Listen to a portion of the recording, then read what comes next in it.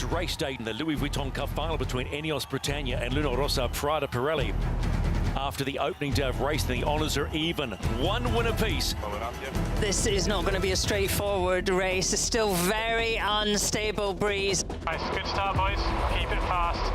Early advantage, Great Britain. Pressure here at the moment. We've looked a lot at how we can sail the boat better, and maybe we're putting it a little more on a knife edge. Big gains there to the Italians. Brave call at the top. A really good moment for us here. But it's paid off for them. What was that? No, they've lost the rudder. Luna Rossa, they're in big trouble.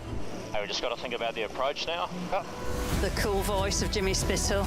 Ineos Britannia extending the gap on Luna Rossa Prada Pirelli. The breeze is dropping slightly on the yacht head. If you can get foiling, it's what it's all about in these conditions.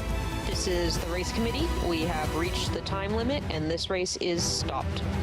We're, devastated in reality not to get that point. That's a big get out of jail free card for Luna Rossa Prada Pirelli.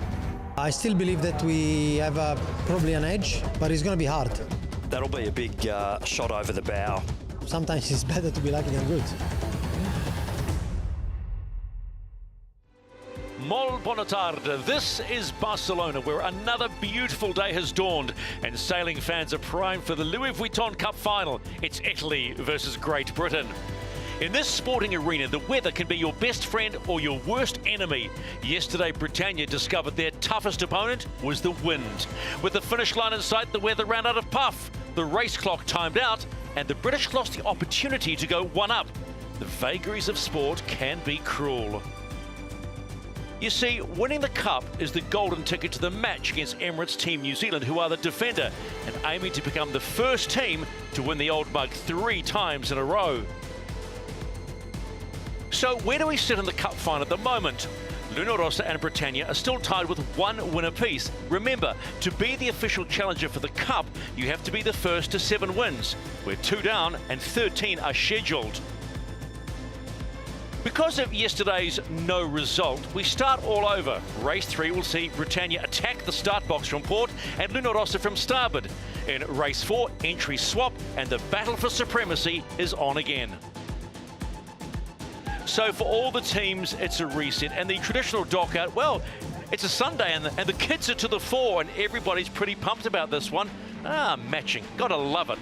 But there's a real sense, look at that, George Russell, F1 driver with the boss, Jim Ratcliffe. How good, but look at the feeling coming off the dock at Ineos Britannia. There is a real sense they are in this one, and how close can they go?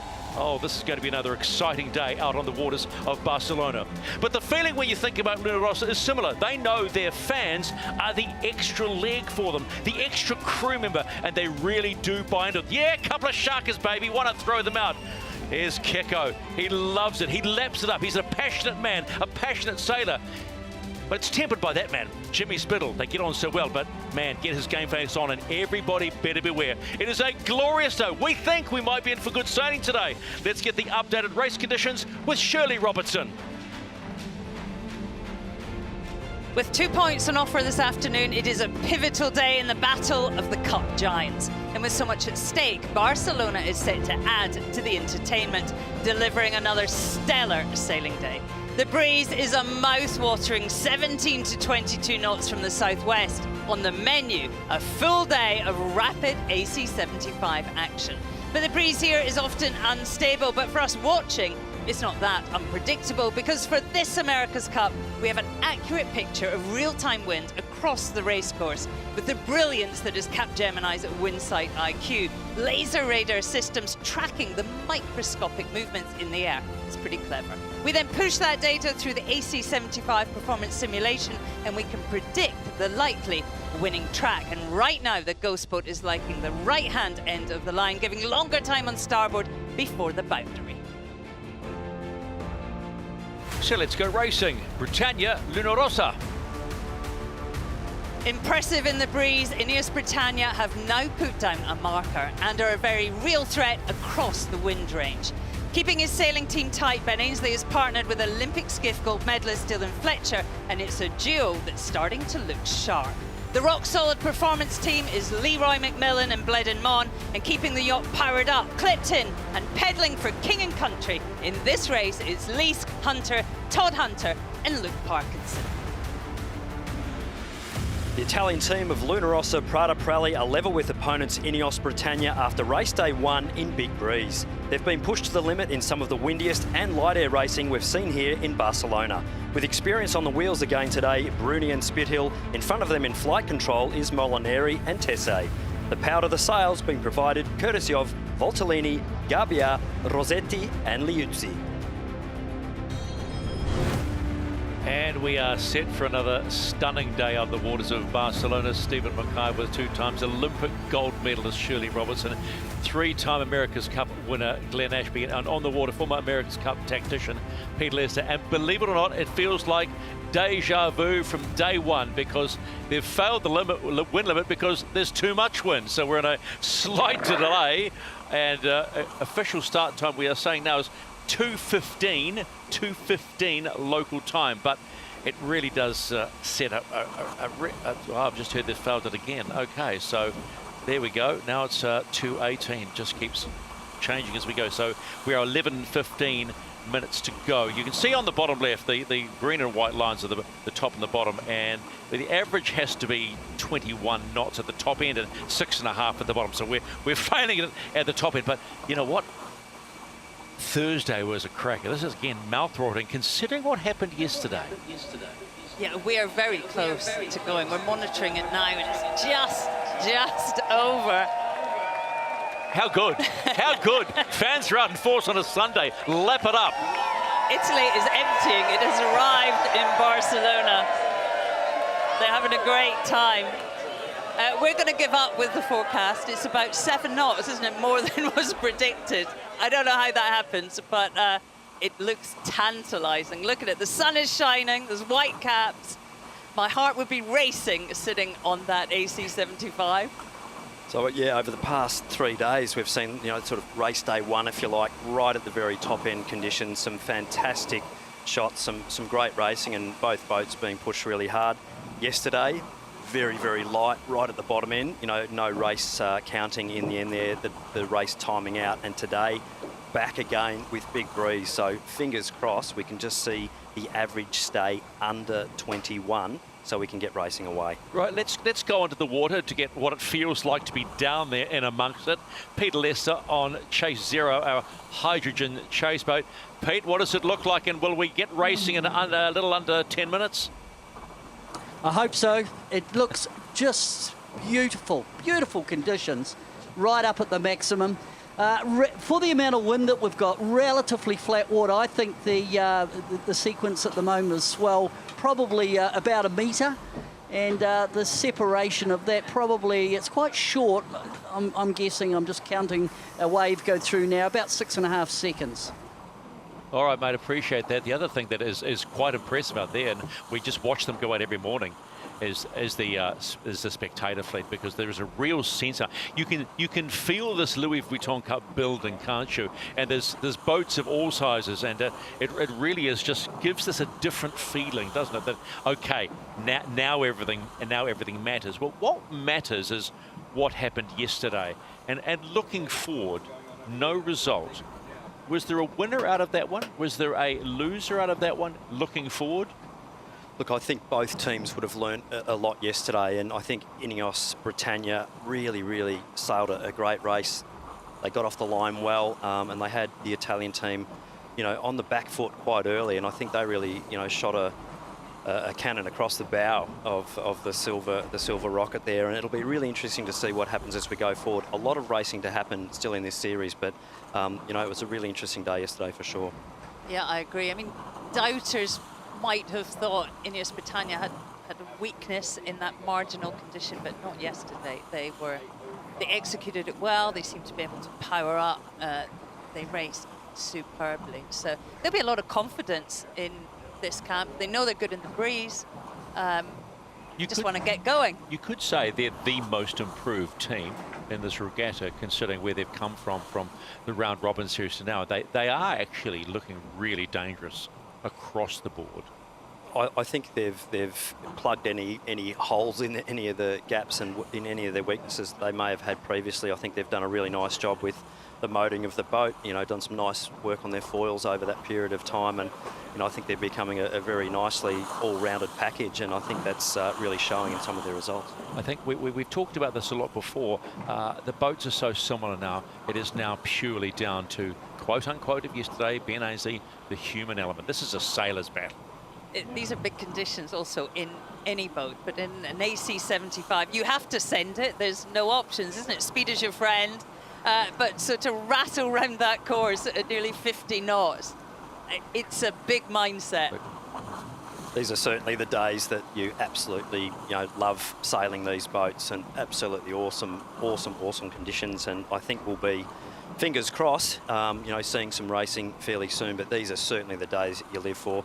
Peering over the deck with your goggles, just seeing above the deck and ripping down the race course at nearly 100 kilometres an hour is pretty exciting, that's for sure. Just, you can see the wind trend in the last 5 minutes now. The green line is at the start line, right? That's the bottom end, and the white is the top. Looks okay at the top, and it's right on the edge at the start line. So it's 21, you need an average of 21. So we are going really close. We're talking, look, 6 minutes and 14 seconds to go to a potential start, 4 minutes to a port entry, which will be Britannia starboard, will be Luna Rossa.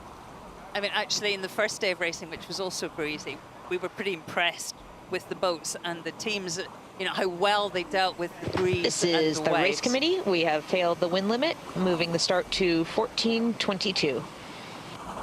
Yeah, I mean, we definitely left that day feeling that actually they could probably deal with a little bit more breeze, but maybe not more waves. Yeah, the sea state is really the thing that ultimately, what makes it really, really difficult. The boats can sail in flat water, probably even 25, 26, 27, 28 knots of true wind speed. But it's actually the sea state that really, really makes it difficult. And there's the defender. Happy as a pig in mud, I'd say. Look at that. That's what we are looking forward to. 7 tons, 75 foot boat ripping around at something at 45, 50 knots, who knows, but this is why this is just such magnificent sailing.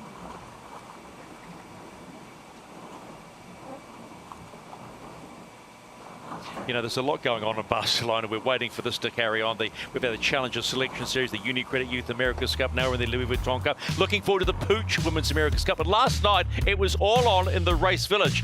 8 young men vying for a $50,000 Euro prize pool in the E-Series Grand Final. It was a ripper.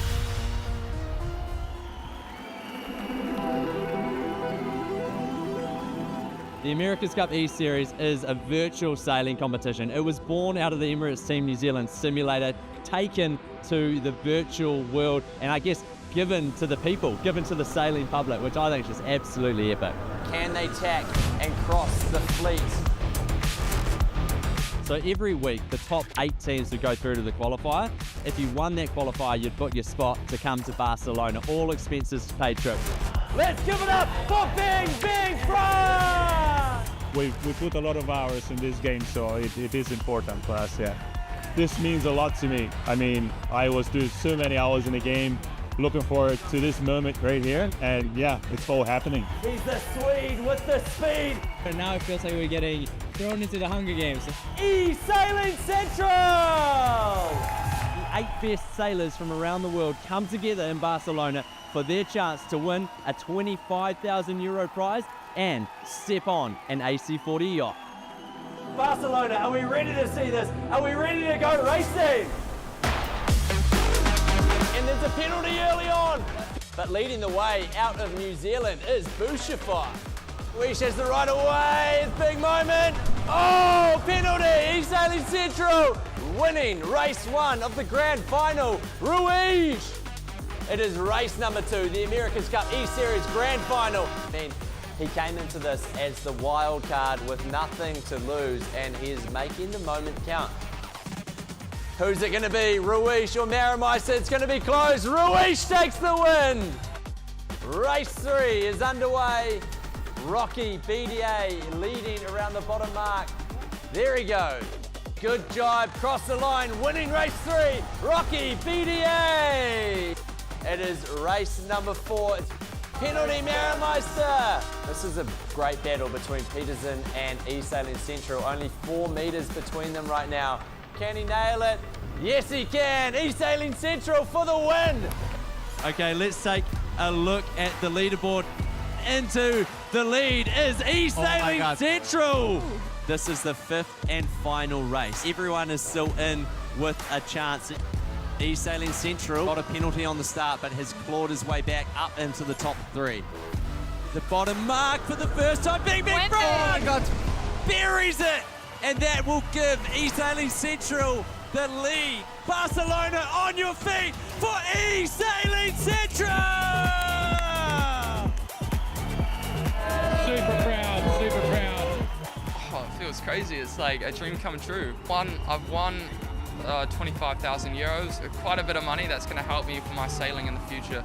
The biggest prize of all, the AC40, I've won a chance to prove my worth to teams in the America's Cup with the AC40 seat, and yeah, hoping to, you know, put myself out there for the next America's Cup.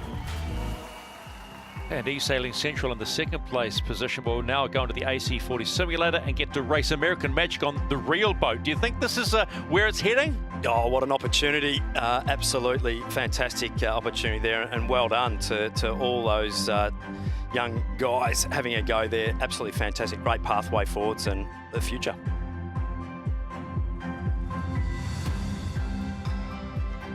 This is day 3 of racing in the Louis Vuitton Cup final. It's 1-1 between Italy and Great Britain. We've failed the wind limit test again at the upper end, not the lower end. So we know when it drops a little bit, we're going to get some ripper racing. 2:26 local time, 2:26 p.m. local time is now the potential official start time. This is the race committee. We failed again. Start time now 14:30. Thank you, Mel. 2:30 now is the official start time. I mean, this is like seeing your favorite dessert sitting in front of you and you can't touch it because it's in a clear plastic box that's locked, because what we are looking forward to is going to be something ridiculously good. The racetrack looks fantastic. The wind is further right than we saw the other day, so the water is flatter, which is AC75 heaven, really. It is tantalizingly good. We just need to get rolling. So we wait is what we do again here on the waters of the Mediterranean here in Barcelona and Britannia. We've spoken about it yesterday, and have already spoken about today. They will take the gong for the most improved team, getting that boat to be incredibly well sailed. And I think Luna Rossa, let's have this discussion.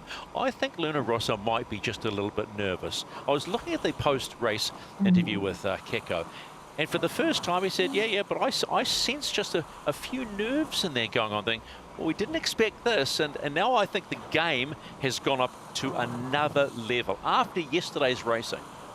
Well, I think what it's shown is that both teams are actually really solid, you know, through a range of conditions, and both boats potentially very, very evenly matched, and sailing teams potentially very evenly matched as well. So it means for great racing for all of us, and whoever makes it through, you know, to the America's Cup final against the defenders, Emirates Team New Zealand, will have absolutely earned the right to be there and will be battle hardened, you know, when it comes to their main competition. I know it's a long way off, but the defender will be looking at this with real interest. Like they'll be I mean, we know they're going to be looking everywhere, right? But they'll be looking at the relative performances of the boats in all conditions, going, oh, okay, and they'll be taking note. This is going to be an absolutely. When we get to the match, got to go off. It is. We have a month of action. Look at them. They're practicing hard. Anyway, there is not going to be a walkover challenger. They're going to have to fight if they're going to win the America's Cup for a 3rd time, and they know that. Yeah, the defender out there now just doing some warm-ups. They're just slowing the boat down and stopping, and the chase boat will be alongside. But some of the footage from earlier of Emirates Team New Zealand cruising around, sort of sailing around, you know, 45 knots of boat speed upwind there in a faster mode, and, you know, high 40s into the 50s downwind in these conditions when you're sailing in a fast mode. And you just see how efficient these boats are upwind. They're doing over 40 knots inside 40 degrees true wind angle. So really, really splitting the atoms, if you like, going upwind. And the boats get their performance by just being so aerodynamically efficient. So there she is, the defender, Taihoro. The defender of the Louis Vuitton 37th America's Cup. And one of these boats, will it be Ineos Britannia or will it be Luna Rossa Prada Pirelli, will face Taihoro in the match beginning October 12 here in Barcelona. At the 36th America's Cup in Auckland, New Zealand, Luna Rossa Prada Pirelli introduced dual helming. And now it allowed helmsmen who weren't steering to take on the role of tactician and remove the need for crewmen to switch sides of the boat during manoeuvres. It's huge. Now it's the norm. All 6 teams here in Barcelona embrace the strategy.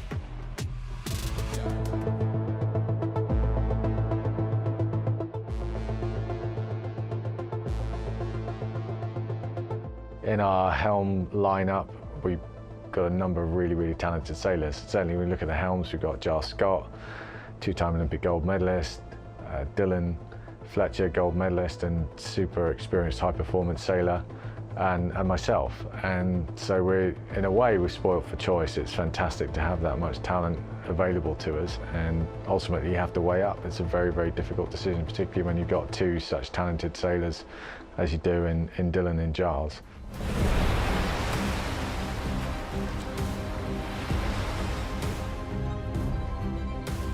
At Ineos Britannia, we have Ben Ainsley on the starboard side, helmsman, and I'm on the port side. To be sat here helming on the port side is not something I expected when I joined the campaign. It was obviously a dream of mine, but it was relatively late, to be honest, getting the sort of, I guess, nod to be in this seat. And yeah, it certainly is something that I wasn't expected at all. Dylan's got a huge high-performance background. He's a Moth World Champion, 49er, gold medalist. So he has that innate feeling for high-performance boats and what really makes them tick, what makes them go fast. He is definitely an out-and-out born racer. You know, he's out there to win, there's no doubt about that.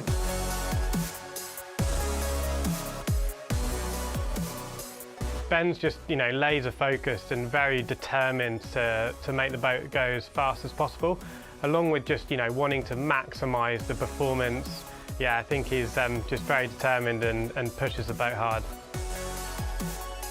I've got a lot of experience in match racing, both traditional match racing and match racing in these AC75s, but it still requires the guy on the other side of the boat to sort of share that intensity and be prepared to put the boat in some difficult positions if it's needed.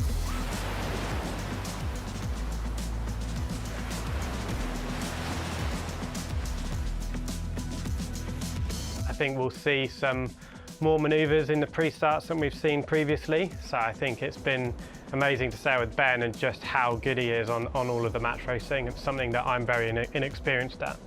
At this level, I think, you know, you need to go into these situations knowing that, you know, you've got to be prepared to put the boat in some difficult situations. There's going to be quite a lot of jeopardy involved with that, and you want to know that you're backing each other to really go into those situations and push hard and hopefully come out in the lead.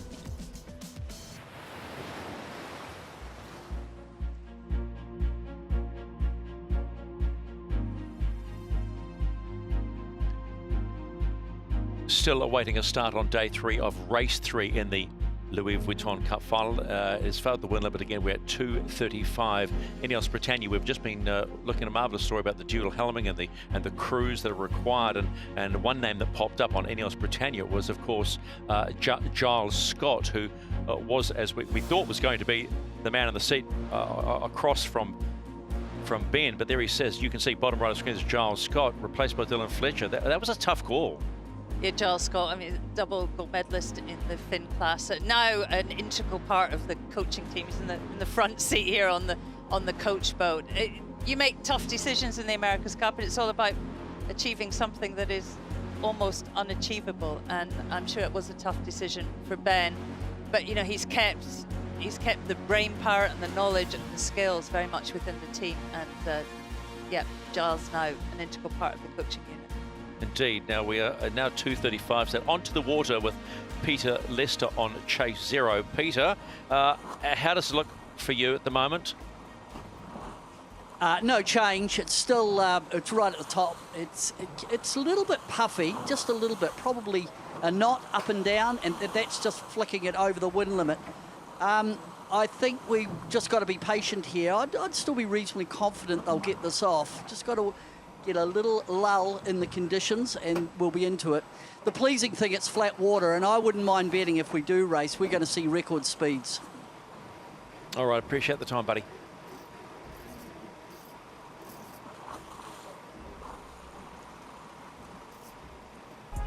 So we're looking there at Luna Rossa Prada Pirelli, and if you want to win the America's Cup, you've got to think outside the box. And 4 years ago, this team introduced twin helming. That's right, we're used to it now, right? Jimmy Spittle, Francesco Bruni have got more experience than anyone. They're the wise old heads of twin helming, but they're not afraid to hand the controls to the next generation. I had the privilege to sail the last America's Cup with Jimmy. We made that new way of sailing, we made it work, and we feel quite proud that we have been the first couple who made that happen. Couple, that sounds good. Stand by for a better way, guys. 3, 2, 1, better away. There were many people questioning, is that the right thing to do? You're gonna helm for 50% of the time, you won't be as good as all the other guys, blah, blah, blah. But the more we were trying different kind of playbooks, the more we knew that that was the right thing to do. The twin helm setup is great because you can maneuver, you know, in a split second. 2, 1, we're down. Nice turning. Well, the first benefit is that you don't have to run across before or after a maneuver, which is a very critical time for the boat. My wheel. Okay, your roll. My roll. Having one guy or two guys running across the boat is not ideal. That's really the big game.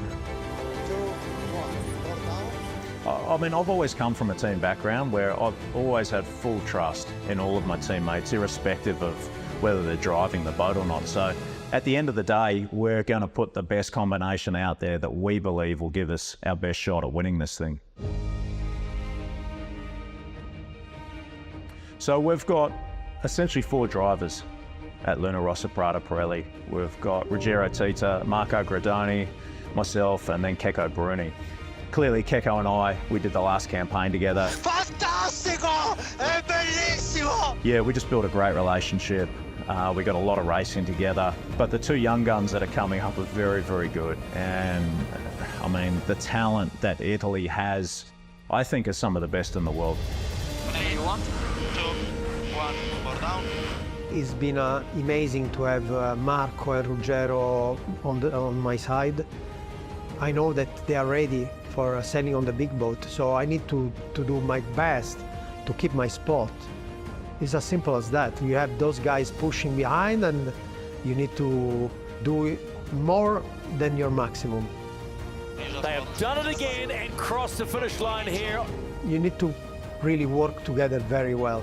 And it happened with Jimmy, and I'm very grateful that we made it happen. There were some very good moments in Auckland, and I can still remember them. I still feel it on my skin, and I want to have more of those moments in Barcelona.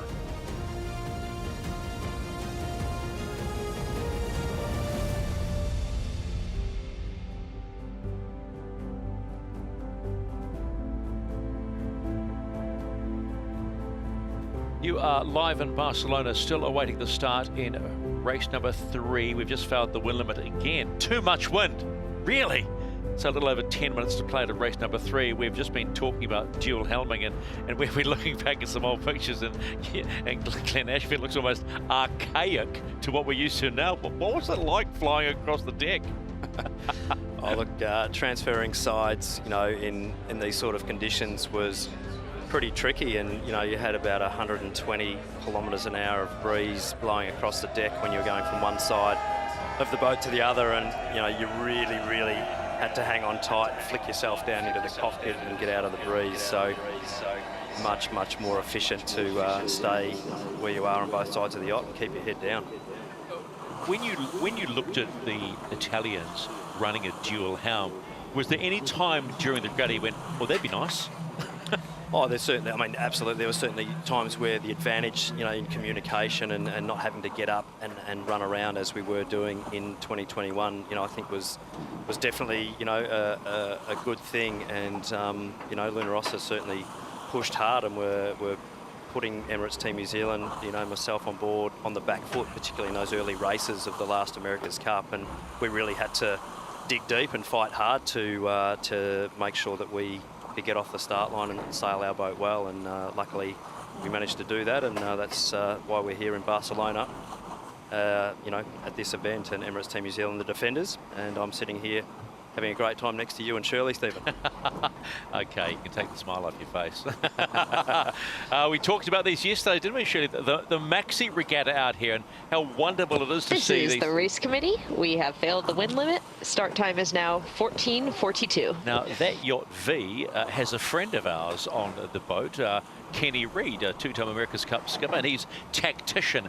We had to get that out because he was complaining of us showing the yachts and not giving him a shout-out. So, Kenny, there is your shout-out. It's the first and last one. But gee whiz, they look great, don't they? Yeah, come on, Kenny. It looks like Galatea's going to attack in front of you. We expect better, Kenny Reid. Some fantastic conditions here for these big boats, and you just see how much sail area they're carrying upwind and charging upwind. Yeah, they're great fun to race. Really. Power, cool sailing. efficiency, 20 people. And what did we say yesterday? 8 to 10 knots or 11 to 12? Oh, well, it depends on what angle you're sailing. Or who you're talking to. Yeah, around sort of 10 to 12 knots upwind for these boats, and quicker, obviously, downwind when you turn downwind, like you see the big white boat there, Galteo turning down, and yeah, the speed increasing. So that is just part of what has been a busy regatta across Barcelona. We've had the 12 metres, the J classes aren't too far away. You talk about behemoths, well, to get used to seeing the J classes about the place. There is so much going on, except racing in race 3. So we're looking at Ineos Britannia there. Now, let's talk about the human horsepower. Ryan Todd Hunter is one of the powerhouses of the British Challenge, and the Ineos Britannia cyclist had to sacrifice his Olympic dream, there he is right there, and set aside a successful Rowan Crewman, g'day mate, to make his debut in the America's Cup. It is, he says, a small price to pay.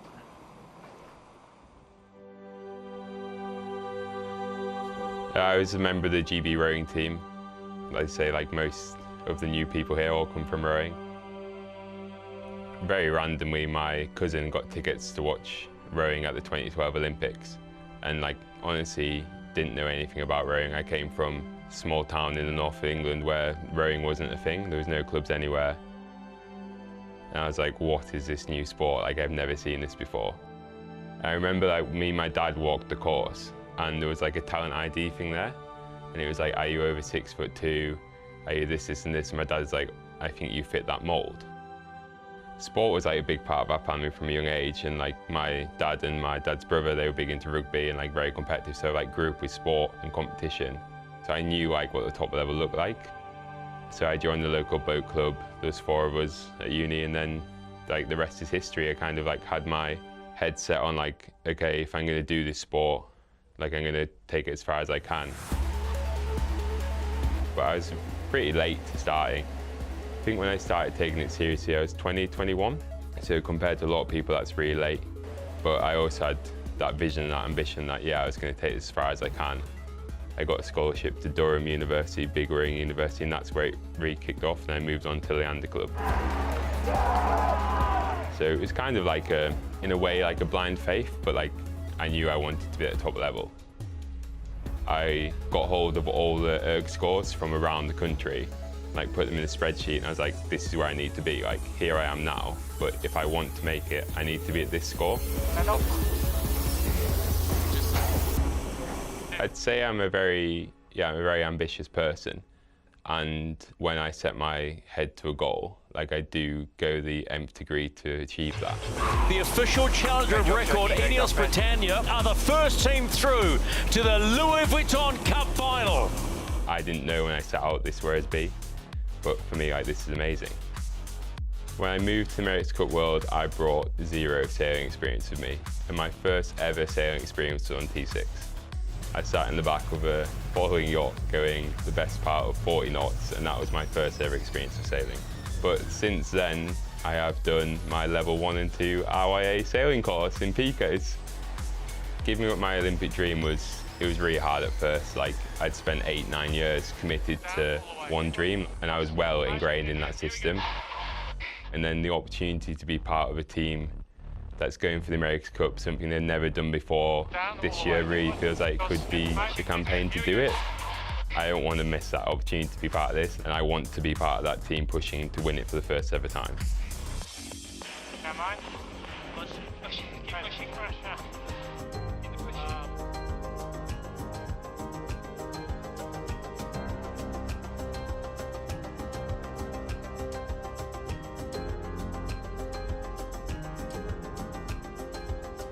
There is Ron Todd Hunter. I think he, like any of us, is waiting for the racing to start. 2:44 now. 2:44. We've got the ability to take a look at the weather. It is. Man, we are just sitting on the edge, waiting to get this race 3 and hopefully race 4 underway, because we cannot wait, because it's going to be brilliant sailing. Under 7 minutes to go before we can get racing, and just cross your little fingers and toes and your eyes or whatever, that we can go racing. Ineos Britannia has been sailing beautifully. So has Luna Rossa Prada Pirelli. So there is so much on this. And I wonder too, you win race 3 this afternoon, whether that's just a little bump psychologically against the other team. Every point's a keeper at this point of the game, and I think they'll be, both teams just doing everything they can to take an advantage. And it's a big job, by the whole team. And looking at the sail plan on both these boats, they've basically got their smallest jibs up, either J5s or even J6s on some of the boats in these conditions. So very, very small, and they're small, flat mainsails as well. Ben Ainsley there on board. Goggles down. Cyclos in. We said this the other day, though. We got caught out. Yeah, look, it's going to be interesting. I mean, the wind averaging, potentially getting to the point now, we're getting to the point where they actually have to spike off. Even if the wind speed fails again, they'll rehook up. But if it doesn't, they need to start getting themselves ready now to get the boat up on the foils and put themselves in their pre-start position that they need to execute their entry. So 6 minutes about spike off time, and at the moment we are looking okay for racing, but we will hear from Mel and the race committee over the next couple of minutes to see whether we will be live for racing. Let's go on board the Ineos chase boat and have a chat to Giles Scott. Giles, can you tell us anything we don't know? How close are we to racing? Yeah, we're close. We're close. We've just made the call to get into sailing, so we just cut from chase 2. The guys are about to take off. So yeah, fingers crossed. I'm just tracking the wind here on my laptop, and looks all right for now. But yeah, we'll see. It's got a few more minutes to go. Giles, what's the confidence level that the breeze will sort of remain raceable for the next sort of 15-20 minutes from your forecasting? Yeah, I mean, our forecasting has got it right top end, and we were just talking about it earlier. I think we have it coming up over the next half an hour, and then within an hour or so, it maybe should drop a knot or so. So, yeah, we're keen. We're definitely going to be able to get the 2 races in today. Copy, yeah, mate. Be good. Good Perfect comms. conditions out here. Good comms. Big day, big day. Good luck. So, we're getting signs like out of the ether that we may be going racing. 4 minutes and 13 in counting. We'll get a clear call at 3 o'clock. But by the looks of that, with Ineos powering up, and gee, didn't take long for Shirley to power up. Then it was like, okay, first gear, second gear, top. This is the race committee. We have failed the wind limit. Start time is now 14:50. Okay, so we got a little excited again, but there you go. So now it's another 9 minutes and 43 seconds. So you never can tell. I think we talked about this yesterday, didn't we, Shirley? This is just such a changeable place with the weather, isn't it? It's cool, isn't it? I mean, it is difficult. It's hard to forecast. Every day is different. The sea state's always different. Very, very hard to predict. And for these teams, they would have had to come up with a weather model years ago, 3 years ago, when they started the design process. And now we're seeing if it works. The design philosophy, you know, for all the teams really is to sort of, you know, pick the best boat, if you like, or the best possible package, all-round package to sail in the likely conditions that you'd be sailing at the venue. So that sort of goes for a lot of regattas around the world, and certainly it's a massive talking point early on in the campaign when you are doing your initial designs about what is the package needed for the likely conditions that you're sailing. And certainly we're seeing some top-end conditions now. Boats more set up for more all-purpose, more medium conditions. Also, the wind range is set in the protocol, so that is agreed between the defender and the challenger. Well, we've seen some pictures here on board Luna Rossa, Prada Pirelli.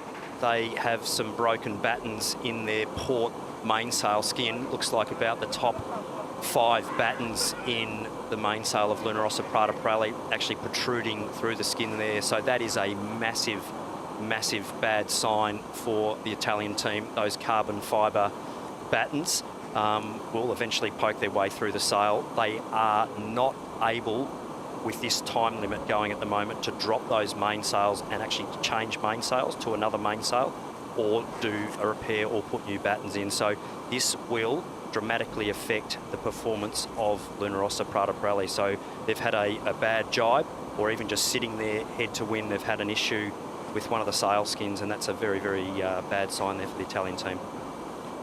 I mean, how long does it take to drop the main? It's like 20, 30 minutes to sort all that out? It's about probably a 30 to 35 minute change there for the Italian team of Luna Rossa Prada Pirelli. So not only do they have to just drop the mainsails, they've got to get both bags off the boat, put the new sails on, and actually get rehoisted. So as we're just ticking over the wind limit at all times, they will be very, very do you call a delay card? If you like. Do you have time if you call a delay card? Even a 15-minute delay will not give you enough time to drop those mainsail skins and replace them. They'll be really looking at what they can do here to actually minimise the damage on those big twin skin mainsails. So not a good sign there, unfortunately, for our Italian friends. Can you break it down as to how it will affect the performance, like at what specific parts? Well, Shirley? They can't race like that, and you can see they've made that decision. They're going to drop the main, they're going to go for it. I mean, we could still be waiting here in 30 minutes, or potentially they just have to drop a race, but you cannot race with that level of damage. No, I think potentially what they'll be hedging on with their forecasting team, with Hamish Wilcox and the crew, they would have said, look, we've got a pulse potentially coming, we're going to take the risk. We could potentially lose this race, but we have to drop these mainsail skins. So they will have taken the punt that we won't make the wind limit. They're going to try and drop these sails now, possibly use their delay card. They really only need about another 15 minutes. One more wind delay plus their 15-minute delay card will allow them to potentially drop these sails and rehoist another sail set. What would have caused the damage, the breakage? Look, I think possibly a downspeed jibe or downspeed manoeuvre where you actually get the airflow not coming from the front of the rig, you actually get the airflow coming from the back of the rig. So if you like, you know, an old school sailing downwind, trying to jibe when you're downspeed, you actually get the air flowing the wrong way down the mainsail, so from the back of the sail towards the front. And with these twin skin mainsails, if you get the air flowing that way, it can actually split the sails apart and actually break the battens that way. So possibly they've actually broken the battens, but they may have also broken some carbon structure at the forward end of those sail skins that's just sitting in behind the mast. So these guys have got a bit on. Like all boats, really, speed is your friend in any manoeuvre. Meanwhile, the clock is ticking at 5 minutes to go. We don't know whether or not we are going to get to a race limit. So I suppose, and the last thing they will want to do at this point, even at this early stage of the Louis Vuitton Cup final, is drop a race or hand any advantage to the opposition. I wonder whether they're just going to go, right, we'll take it down to, let's say, 30 seconds and then call the delay card to give them an extra 15. Again, hoping that there is a win limit delay. Yeah, look, it's really, again, a race against the clock, almost like it was yesterday in those light air conditions. So the British team will just keep chipping away, and if they make the win limit and we don't get a delay in the next about 80 seconds, the British team will potentially sail around this course on their own for the race. But the reality is 15 minutes is not long enough to do the change, so they probably won't waste it hard. Don't mast. Hey, happy here. 2, 1, up. Good chip. Angle. Pace put on, boys. Okay, getting 50. So we are potentially going racing without Luna Rossa. Drama on the third day of racing and only the third race. My goodness. The America's Cup throwing another spanner into the works. Luna Rossa Prada Praise already had one major breakage, but they were pretty comfortable going in. Now, look at this. They are in a frenzy to get going with the score at 1-1 in the Louis Vuitton Cup final. We'll get clearance to see if we've reached the limit and we're clear to go racing. Hold your breath, Luna Rossa fans. Okay, stand by. Okay, ball's going down. This is the race committee. We have now met the win limit, and this race is live. Oh my goodness. Now do we see the delay card called. Huge moment for Ineos Britannia. Disaster for the Italian team there. They will have to concede this point. Hey, happy to come down whenever you're ready. Yeah, we'll just keep reaching like this.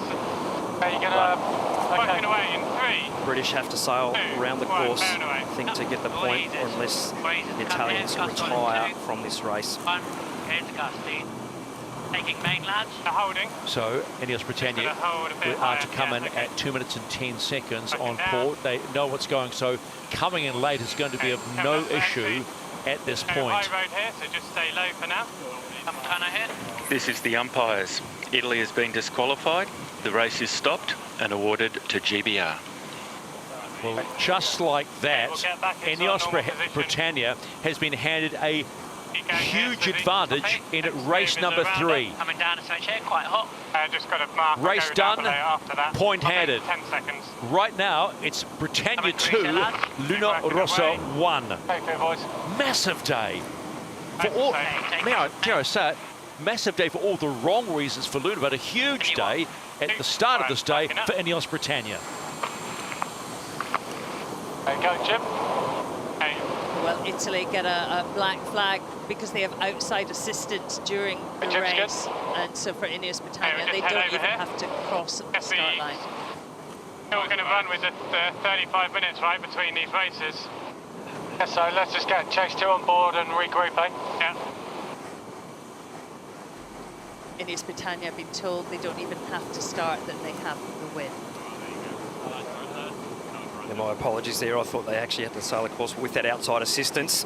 Umpire Richard Slater can pull out the outside assistance card, so off the hook, and that'll be the easiest point that Ineos Britannia will get, I think, for this Louis Vuitton final series. So not the way you want to win a point, and they will not be celebrating the earning of that point 1 iota, the British team. You don't want to see that with your opponents, and they were wanting to have a good battle turn that point, and hopefully our Italian friends can get this sail down and back up again with a new one as quickly as possible and get into racing.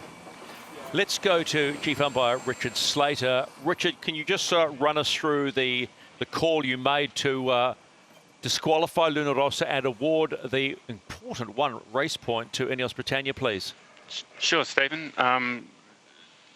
In this situation, Luna Rossa had outside assistance being a non-sailing crew on board. So while they're racing with that, that's an offence that gets disqualified for. If they didn't have those people on board, we'd be expecting to see GBR do at least start the race. All right, well, that's all we need to hear. Thanks for your time, Richard. No worries. So there you go, the official call, so the outside assistance rule. And Luna Rossa is now 1 race point behind on the race to 7. You need 7 race wins if you want to be the official challenger for the Louis Vuitton 37th America's Cup, starting October 12 here in Barcelona. Can you believe what we have been served up after waiting to go racing? So there, 2 green dots. That's the important thing. If you're an Ineos Britannia fan, you now lead the series 2-1 against Luna Rossa, Prada Pirelli.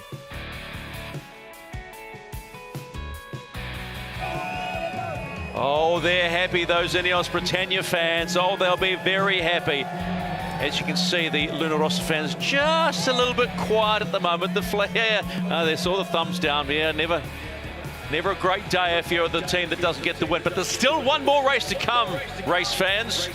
And it can be leveled up. Just wait and see. This is the America's Cup live in Barcelona.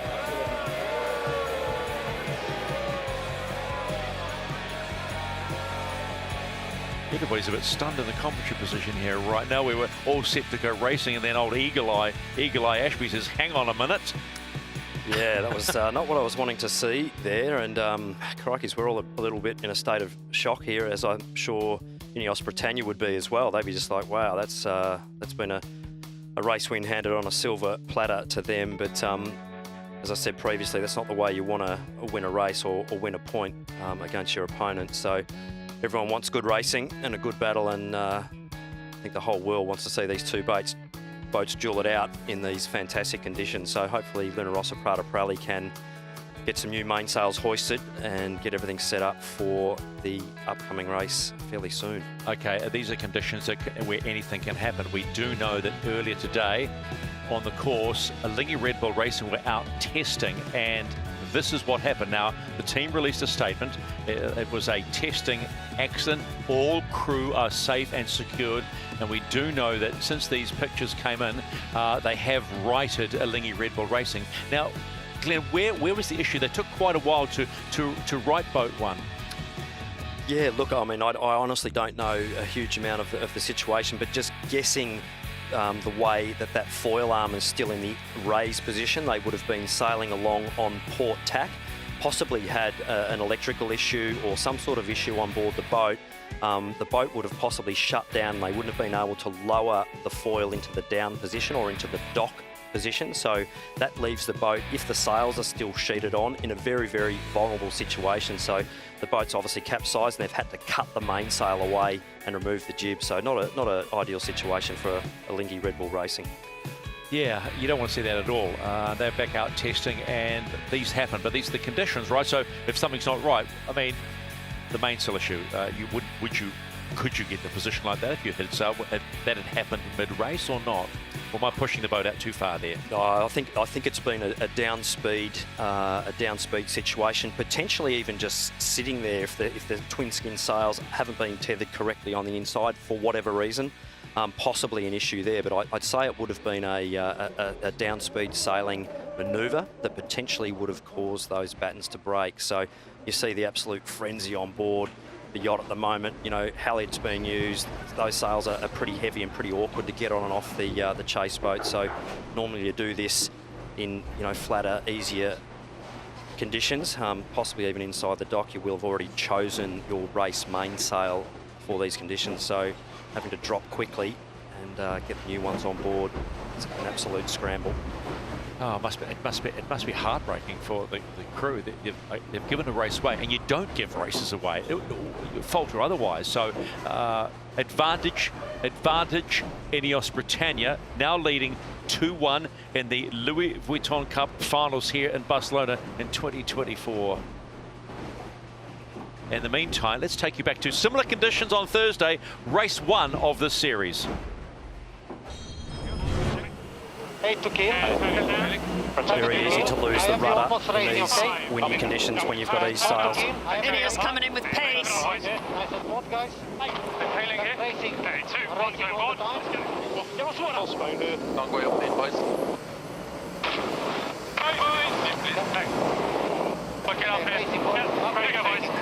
Ainsley chasing hard.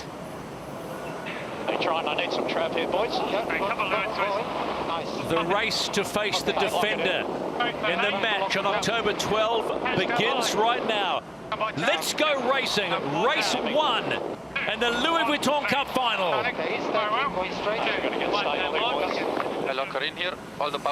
Beautiful job by the Italian team to force the British team to be late there. We're full because of the mentions.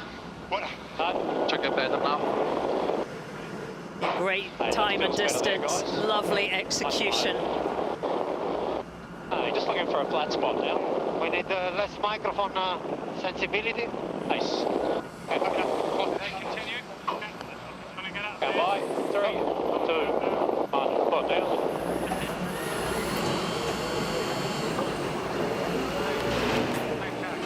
On to chase 0, all very gentlemanly that start, Peter. Luna Rosso are dominant there. They got their time on distance perfect. I thought the way they just used the boundary at low speed was really the key, and it just set them up that Ineos were always pushing from behind, but they were pushing always a bit late. So first blood to the Italians. They're going to be strong here. I think we just normal BMG. You see at the top of your screen too, Emirates Team New Zealand, Emirates Team New Zealand, the defender having a wee look as well, who they might face. Coming up for the first cross here. We are enjoying it as well. Just a reminder, if you're new to this America's Cup coverage, the green circle means that boat has right of way. Still a lefty, so I think Right turn.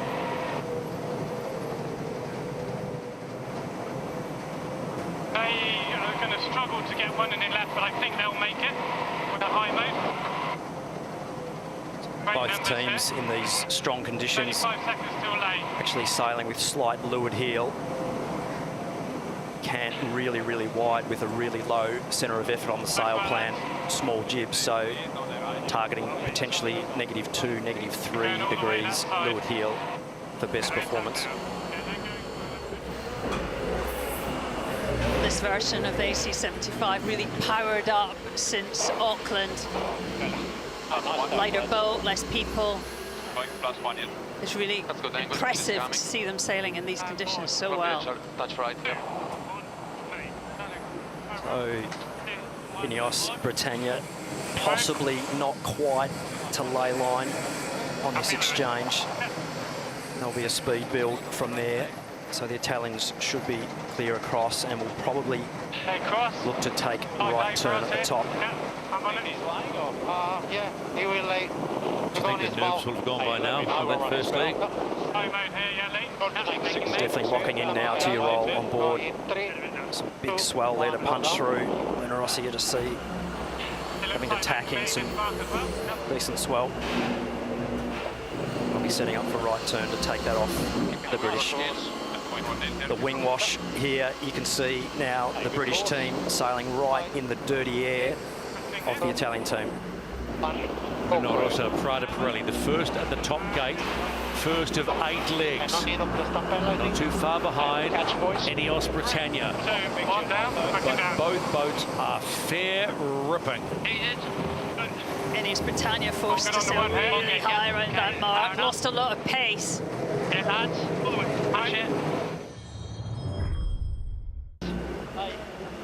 This is the race committee. We are moving the windward gate, shifting the course axis to 208.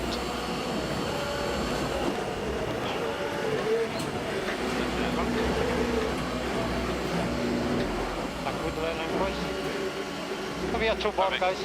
Yeah, coming a bit hot. Big day for the flight controllers today, as well as the trimmers. Small function, sir. Yeah, coming here. Hasta ahora.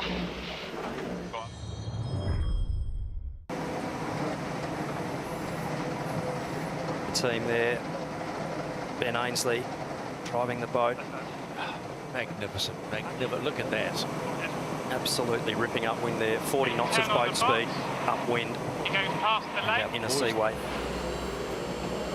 And our boys in the heli right on top of it all. You think they've got a heck of a job as well. Come down a little. Luna Rossa, Prada Pirelli.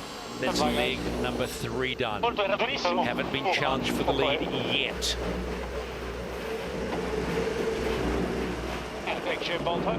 52 knot bear away, 97 kilometres an hour. Big wave, so Luna Rossa having to consolidate. Overway. Ineos Britannia. Down in 3, They will 2, now complete 1, 3 legs of 8.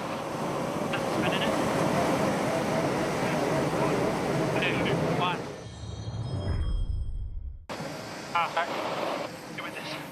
Got an opportunity to get out here. On board the chase boat of Ineos Britannia coach Rob Wilson joins us once again. Nice to talk to you after a week off, Rob, but this one looks pretty tough. Yeah, for sure. You know, they just got the better of us on the start, and then it's pretty hard to get. They've done a nice job, just sort of loosely covering us, keeping down our options. Any thoughts on the conditions, Rob? You know, how on the edge is it? Like wind-wise, it's right up there. Like it has eased a little bit. Like just before the start, it was really fresh. It's on edge, and the sea state's building, if anything. All right, thanks for your time, bud. Thank you. Bye.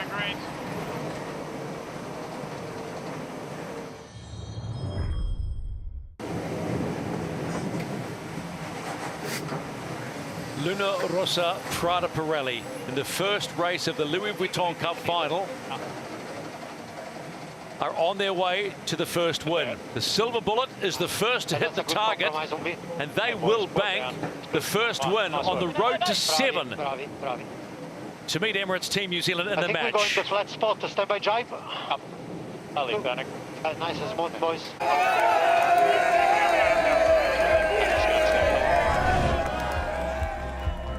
That was on Thursday. Now today is Sunday. They took a 1-0 lead. Now we are waiting to go to race number 3 at about 5, 6, 7, 8 minutes ago. Luna Rossa Prada Pirelli had a mainsail issue. And Glenn, would you just like to remind those folks around the world to join in what the issue is, why we are seeing the Silver Bullet's mainsail being changed? Yeah, so we saw some broken battens on the port mainsail skins, so on this left side, if you like. And so the Italian team of Luna Rossa Prada Pirelli had to drop their mainsails, drop their jib, basically, and replace those twin skin mainsails with a replacement main. So unfortunately, the wind limit for them actually got green. They got a green light for racing mallet race management, just following the rules of the regatta. We made the wind limit, and unfortunately for Luna Rossa Prada Pirelli, they had their mainsails down at the time of the intended start time. So Ineos Britannia getting an easy point there, but we'll hope to see this new mainsail skin hoisted and the Italian team back racing fairly shortly. The next race is scheduled to start at 15:25, so in just over 20 minutes. That looks like a new mainsail. That looks like a brand spanker. Is that a brand spanker, Glenn? No, that won't be a new mainsail. That will be probably another very, very similar set of mainsail skins. Probably not their preferred one, but it'll be very, very close to getting the sail up. Jimmy Spithill there on the electric winch doing the hoisting of that sail. And they'll be hoping to get that up fairly shortly. Okay, so it's 2-1 Ineos Britannia going into race 4.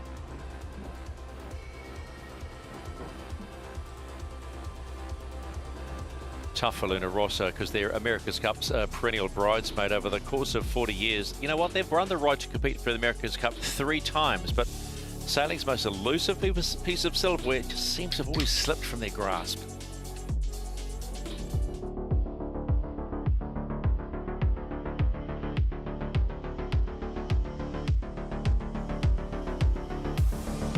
Italy first time in the America's Cup was in 1983, and that was with Azzurra.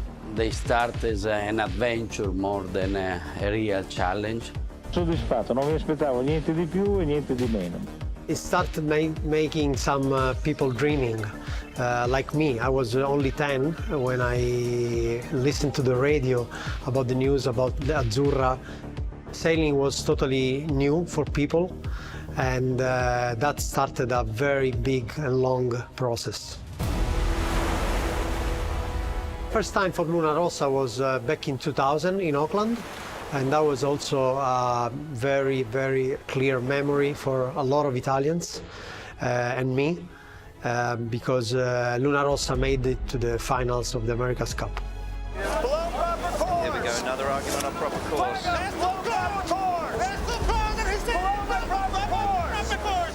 Well, obviously when we start, I don't think everyone was giving us much consideration. I think during the round robin, when we start sailing and racing, I mean, the value of the team start to come out. Prada have got them as they're rolling over the top. They come in on starboard. They're going to cast them out and they tack. That is absolutely magnificent stuff. One of the beauty of that campaign was the fact actually until the final, the Kiwi people was actually cheering for us. That America's Cup created a passion for sailing in a lot of people in Italy and even in me. Luna Rossa was new and nobody was expecting Luna Rossa to do so well, to win semi-finals, finals and get into the America's Cup against the Kiwis. In 2021, for only the second time in their history, Luna Rossa will be the official challenger for the America's Cup. This is a big moment, and they have done it once again. Fantastico! È bellissimo! È bellissimo!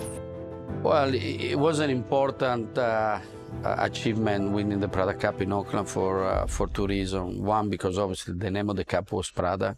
And secondly, because we were alone there. Everybody was at home in lockdown and, you know, waking up during the night, watching Italy winning, and it was something very special for them and for us. I think people sometimes underestimate the situation, how bad it was in Italy. So I think we give a little bit of hope to people. I mean, I had many people sending me messages, emails saying, thank you. During these dark times, you guys are giving us the sunshine again, or things like that. And I remember that was something special. The most important message for Luna Rossa team was the fact we actually beat those guys with such a slow rowboat. Oh, that's a good one, Jimmy. And I remember after the first race, I jumped on board and I went to Jimmy, and we both said at the same time, we can beat this guy. It has been a mighty challenge from Luna Rossa Prada Pirelli. They have put up a fight, and they have done the America's Cup and Italy proud. Well, I think winning the Prada Cup meant a lot to the Italian fans and to Italy in general. It really just showed that the team can do it. But that's now in the rear-view mirror. All we've got to focus on is what's in front of us. Luna Rossa in Italy it is a household name. Without a doubt, Italian fans are some of the most passionate, the most loyal. When there is something new which is coming out and it's going well, everyone gets passionate, and everyone is going to be a professional sailor at that time. Every day we go in the water, we have an extra push, and the extra push is made by all our fans. We really feel we have another gear compared to the other teams.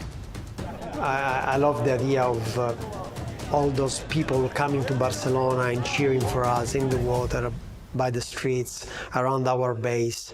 I'm really looking forward to that.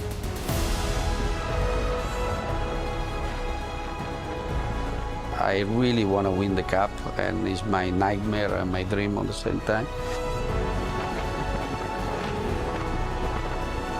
And in Barcelona, there is still an open book against Team New Zealand, which we want to finish the end. And so we need to write the last few pages of that book to then be able to put the book in the library.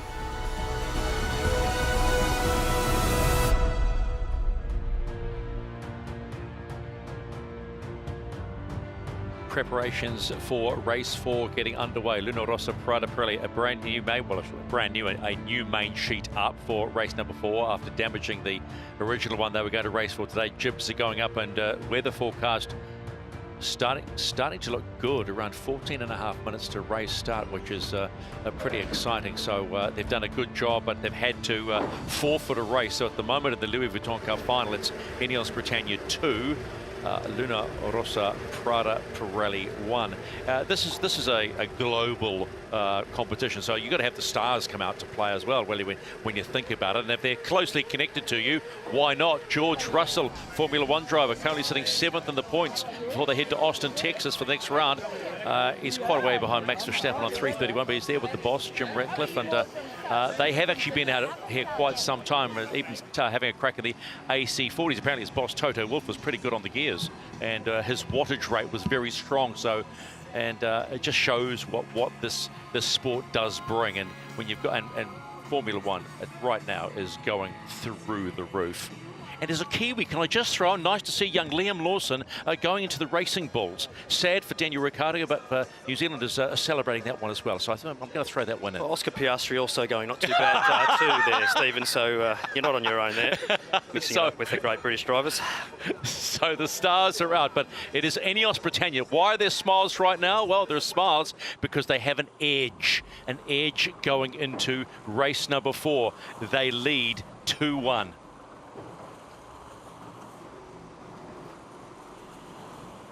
And they will want their edge because only 4 nations, America, Australia, New Zealand and Switzerland, have won the Cup. Britain gave the old mugs the award 173 years ago, but they've never held it aloft. And that's powerful motivation for Ineos Britannia team principal, Sir Ben Ainsley. So we represent the Royal Yacht Squadron as Ineos Britannia, and Royal Yacht Squadron is one of the oldest yacht clubs or sporting clubs anywhere in the world, and where ultimately the first America's Cup was hosted back in 1851. This is our 3rd time challenging for the America's Cup. We were first up in Bermuda in 2017. The work starts now for the next campaign, and we will be stronger and we will be a successful team. Then Auckland in 21. For Ineos Team UK, 170 years of hurt continues. We have to be quite honest with ourselves if we're going to get further in this competition, and we would love to get where we all want to be, which is getting the America's Cup back to Britain. And now, of course, here in Barcelona 24, so yeah, 3rd time lucky. Well, the Challenger of Record is the first team to lay a challenge down, and it's the beginning of a partnership that will then go on to create some of the rules and protocol around what the event will look like for the next America's Cup. You obviously need to have an element of trust there with these people. You've got to make some big decisions and work closely together, but also bearing in mind that you're still competitors. So it's a delicate relationship that needs to be handled well. This is the America. She fights her way through the fleet of British schooners and cutters and relives her great moment of that famous 1851 race around England's Isle of Wight. The America's Cup, before the Americans won it, took it back off to New York Harbour and renamed it, as only the Americans can do. It was called the £100 Cup. It was a trophy held at the Royal Yacht Squadron in Cowes on the Isle of Wight in Britain, so it's definitely a British Cup. And now let's take you on board Mr. T.O.M. Sopwith's Endeavour. The crew are on their toes all the time, working with a will that makes for success. She's an odds-on favourite, and all England will wish Mr. Sopwith and his amateur crew the best of luck in their sporting effort. We've got a long, long history in America's Cup, but we've never won it, and that's really what drives all of us. Having the opportunity, being a part of a team that's striving to effectively correct the history books there is an incredible opportunity, and I just hope we can put the closing chapter on that rather awkward, very long, lasting story. For the final time, Ineos Team UK round the top gate and head home. But they won't be heading home to a victory parade. Yeah, looking back to the Auckland campaign, it was very tough at times. You know, some of the toughest situations I've been in my professional career. The thing that I kind of very quickly drift to is how the team was able to deal with adversity. Like the final few months out in Auckland was very encouraging, how the team came together and the improvements we saw between Christmas and racing. We learned a huge amount from that period, and that has certainly helped us get in terms of approaching this campaign for AC37 and you know, through to the event itself. The boat we put on the water in Auckland was not quite finished. We didn't have a good appreciation for what that boat really was in the water. So I think we've got to be in the water with something we understand really well, and we need to be, you know, reliable. It's kind of taking those learnings from Auckland, shifting them over to the new class rule and getting the best out of it on the water. Ineos Britannia this time in AC37 versus AC36, we are a lot stronger on the sort of data analysis side of things. So what we have on the water should be thoroughly sort of diagnosed and understood before we've even pulled the sails up. I think we're a lot stronger. We're a lot more experienced than we have been in our previous 2 attempts at the Cup. I mean, they say that you learn more from your failures and your disappointments than you do from your successes, so that's certainly the case with our team.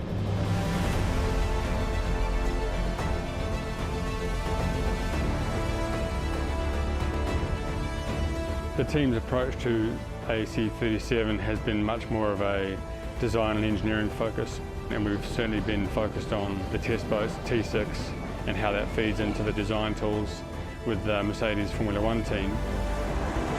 Joining up with Mercedes Formula One, it's really kind of given us that extra bit of horsepower to kind of push the design, the technical side of this boat to the next level. In terms of being battle hardened for the competition, I think we've been through that, and everyone's, you know, come through some challenges through the other side. Really looking forward to the competition and getting stuck in.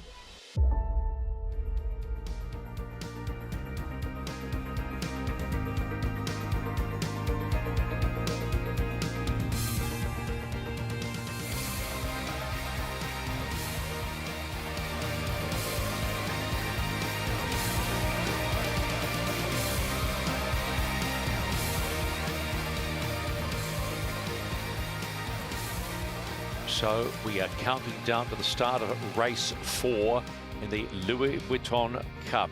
Good time to just check what the weather is doing and if we are going to go racing. They are back in racing, Luna Rossa.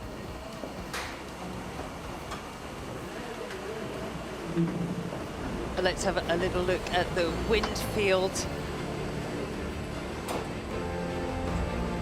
Lots of wind, just inside the wind limit, the average currently. Hopefully that is the case. A little bit less than we've seen, but we can see still puffs and gusts, massive gust on the left-hand side of the track there, over 23 knots. Beautiful, steady conditions. Flatter water than we've been used to, so really great sailing conditions. Just having a look at the ghost boat, starting at the right-hand end of the track, getting maximum length to that left-hand boundary and right-hand side at the top, which we've seen in all these sea breeze winds. Something, you get a little bit of a banana on the racetrack. Let's go racing, race 4, Italy, Great Britain. That earlier gear failure and subsequent loss will be a big blow for the Italian team. They'll want to end the day level. They must regroup, reset, and deliver a race win with the clinical execution we're used to seeing from this quality outfit. On the wheels and fully in sync, it's Jimmy Spittle and Francesco Bruni. Keeping the boat fast and smooth through the maneuvers is the reliable duo of Molinares and Tise. On the pumps, providing all the oil they need for this head-to-head, it's sailors Voltolini, rowers Rossetti and Gabbia, and Liuzzi. Ineos Britannia, who are official challenger of record for the 37th America's Cup here in Barcelona, have just had a race point gifted to them in today's first race in the Louis Vuitton Final Series. Skipper Ben Ainsley in the driver's seat on starboard, and behind him controlling the foil package is Bledden Mon. Sitting on the left side of the yacht is Dylan Fletcher and Lee McMillan. A powerful lineup of fresh British leg power will ensure the sails on the AC75 can be trimmed to perfection and keep Britannia airborne.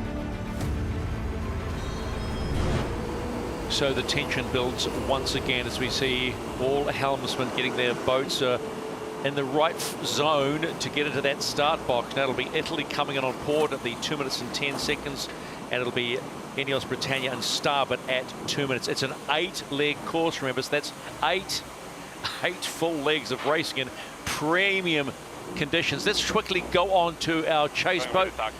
Peter Lester, what goes on? The wind just looks down a click to me looking out the window, and then as we see often late in the afternoon, the right-hand side in the top third just looks a wee bit better pressure on the right. I expect the boats to work that and along starboard into that top mark gate. Thanks, Pete. That's a good feeling, and we're hoping that we are going racing. This is the race committee. We have failed the wind limit. Start time now, 15:30. Okay. Just as we were all getting ready to hit the start line and wait for the gun to go off. Just tripped with one of those puffs just coming down on that top right-hand side of the course, just tripping that average. So, oh, crikeys, it's one of those days, and poor Italian team of Luna Rossa Prada Pirelli just can't win a trick at the moment on the scale of luck.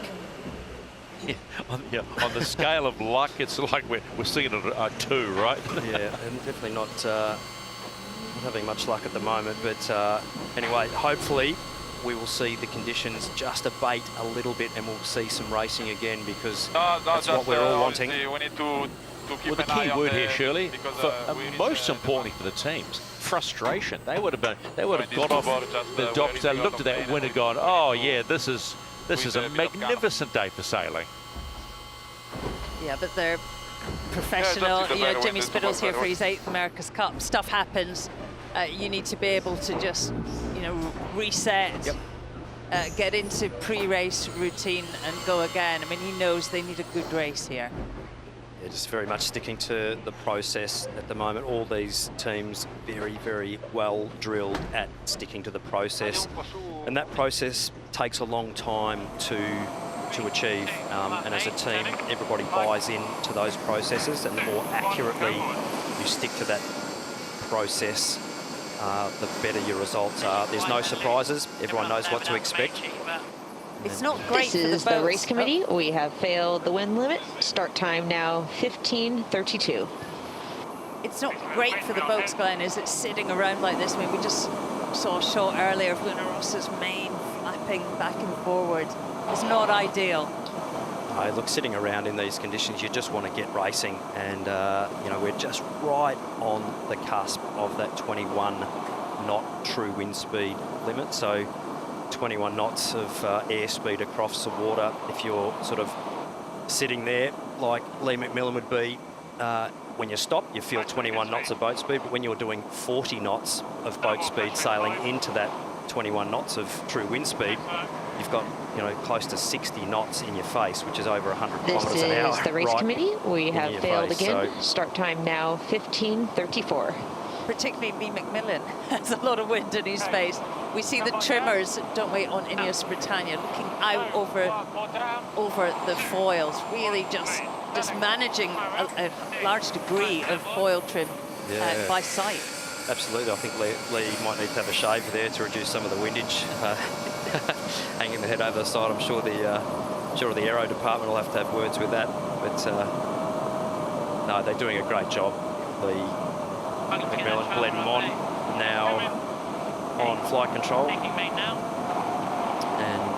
the British team, their flight control is sitting at the back of the boat, so in that aft position, sort of that left of screen position there is Glenn Mon. You can see how much the boat's moving around there, and that foil absolutely carving the water to pieces.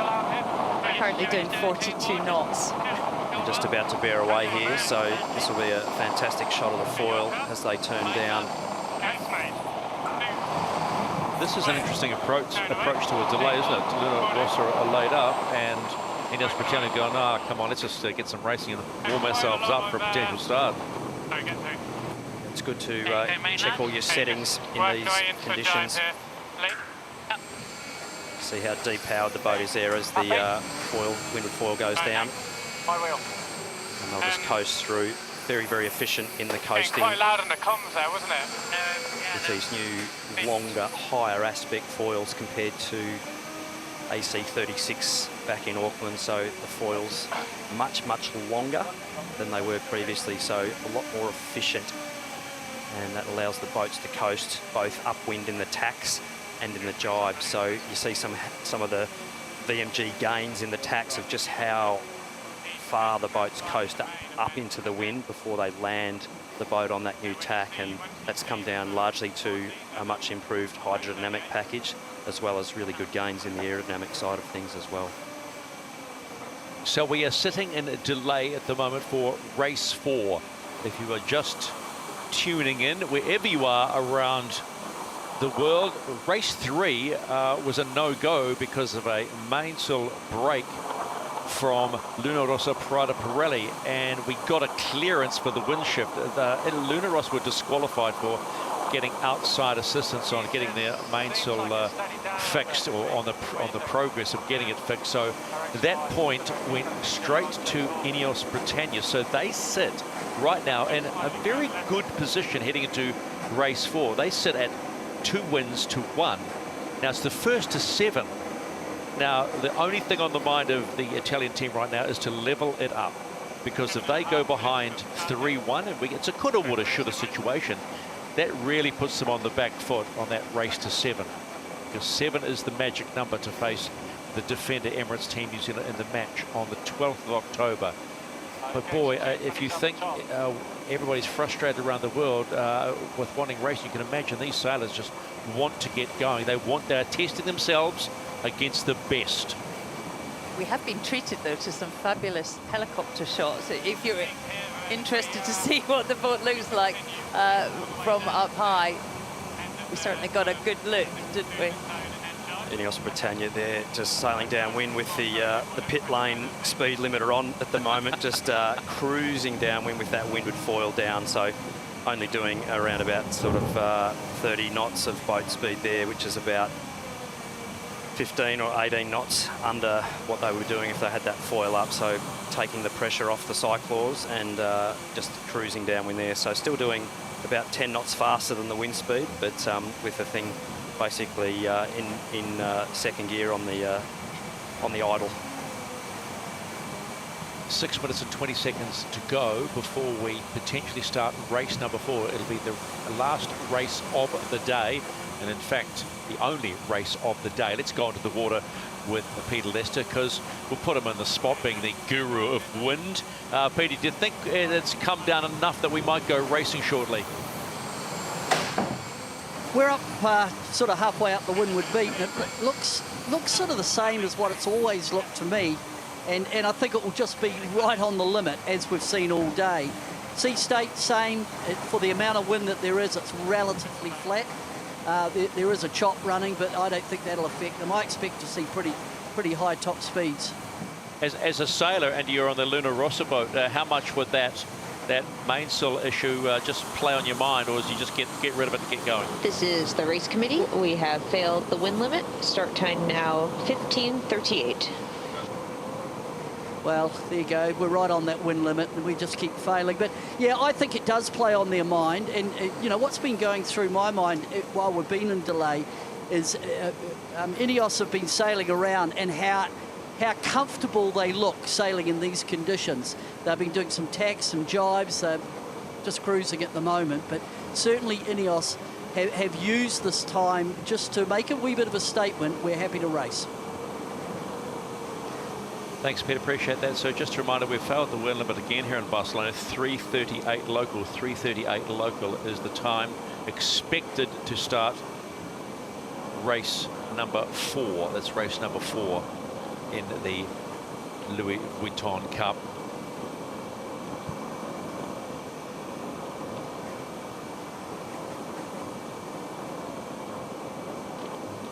So the America's Cup is not just a sailing competition, it is above all a technological competition.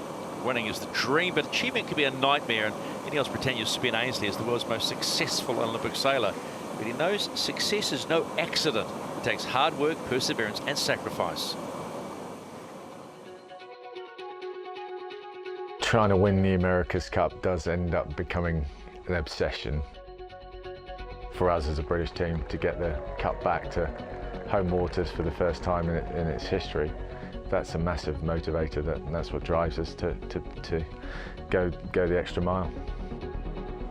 I think my first awareness of the America's Cup was '87 Fremantle. That was one of the great cups, I think, and I was a youngster then, 10 years old, watching it at home in the UK and just being amazed, blown away by the scale and the challenge of sailing these 12-metre boats in 20, 25 knots plus. The Dennis Conner story is about the first skipper to lose the America's Cup, and now the first skipper to win back yachting's heavyweight crown. Kind of hard to relate to as an optimist sailor growing up in Cornwall, but I remember being incredibly impressed by just how the crews managed to sail those boats in such tough conditions. I've been involved with a few cups over the years. The first cup I got involved with was back in 2003 in Auckland, then 2007 with Team New Zealand in Valencia, getting involved 2013 with the Oracle team in San Francisco, and then setting up BAR, which then became Ineos Britannia. Now here we are in Barcelona 24. Looking back to the Auckland campaign, it was very tough at times. Some of the toughest situations I've been in my professional career. We clearly had some fundamental issues with the performance of the boat. In those moments it's very easy for heads to drop and people to actually walk off the stage. And we couldn't afford to do that. We really had to rally round, and the team did an incredible job. I think we had 3 weeks between Christmas race and start of Challenger Series, something like that. And literally every day the team had been pretty much rebuilding the whole boat.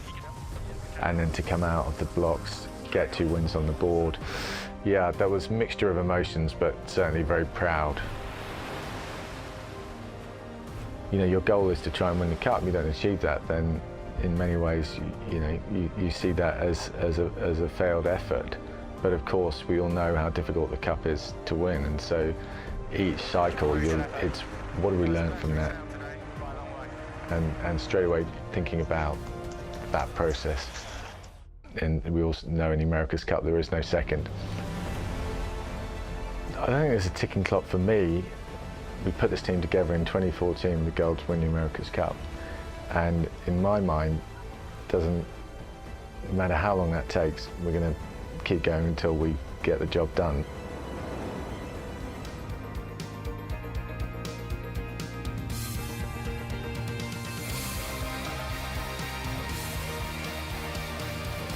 So all quiet at the moment on the water here in Barcelona on day 3 of the Louis Vuitton Cup finals, but something.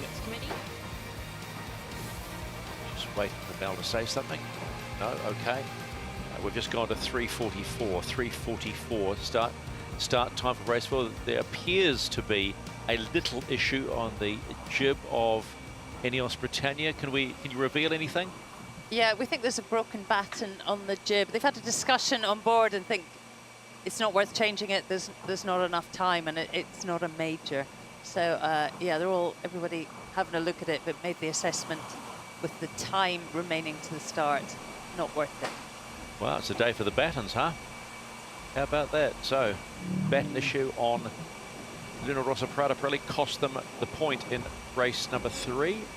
They trailed by 1, and now we'll say it now, minor batten issue on the jib of Ineos Britannia, but they have said we're still happy to keep going. So, under 10 minutes now to race, and this day of racing on the Louis Vuitton Cup. If you think the sailors are patient, how about the fans at the race village and the race zones? I know they want some racing. We know they want some racing, and they appear pretty keen just to hang in there. We're hopefully only 9.5 minutes away, folks, so we will get you there because we know there are magnificent conditions to be sailed. Luna Rossa fans,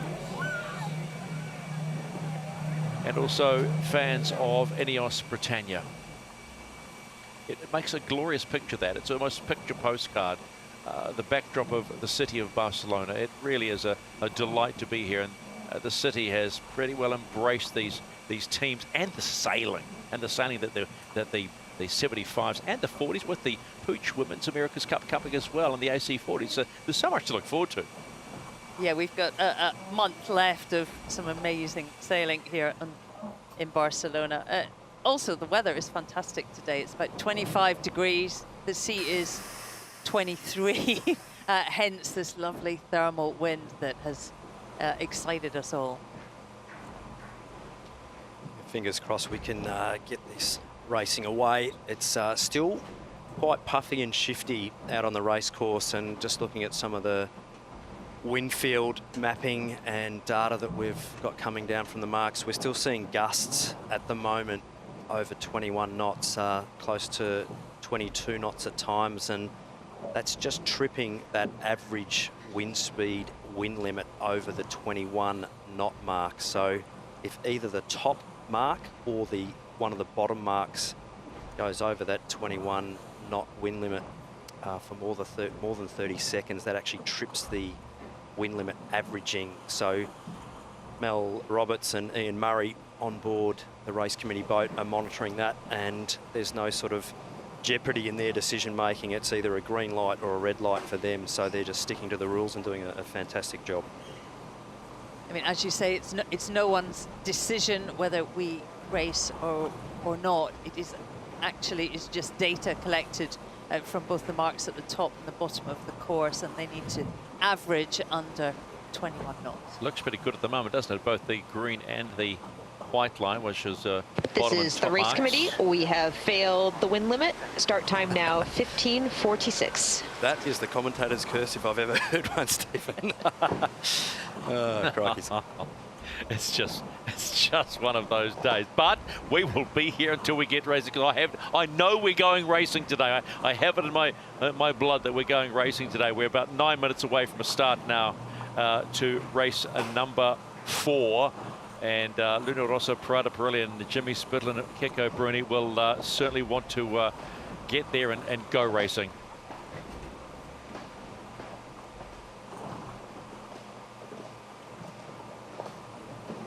So okay, maybe it's not such a minor issue anymore. What do you think? What can you see, Bud?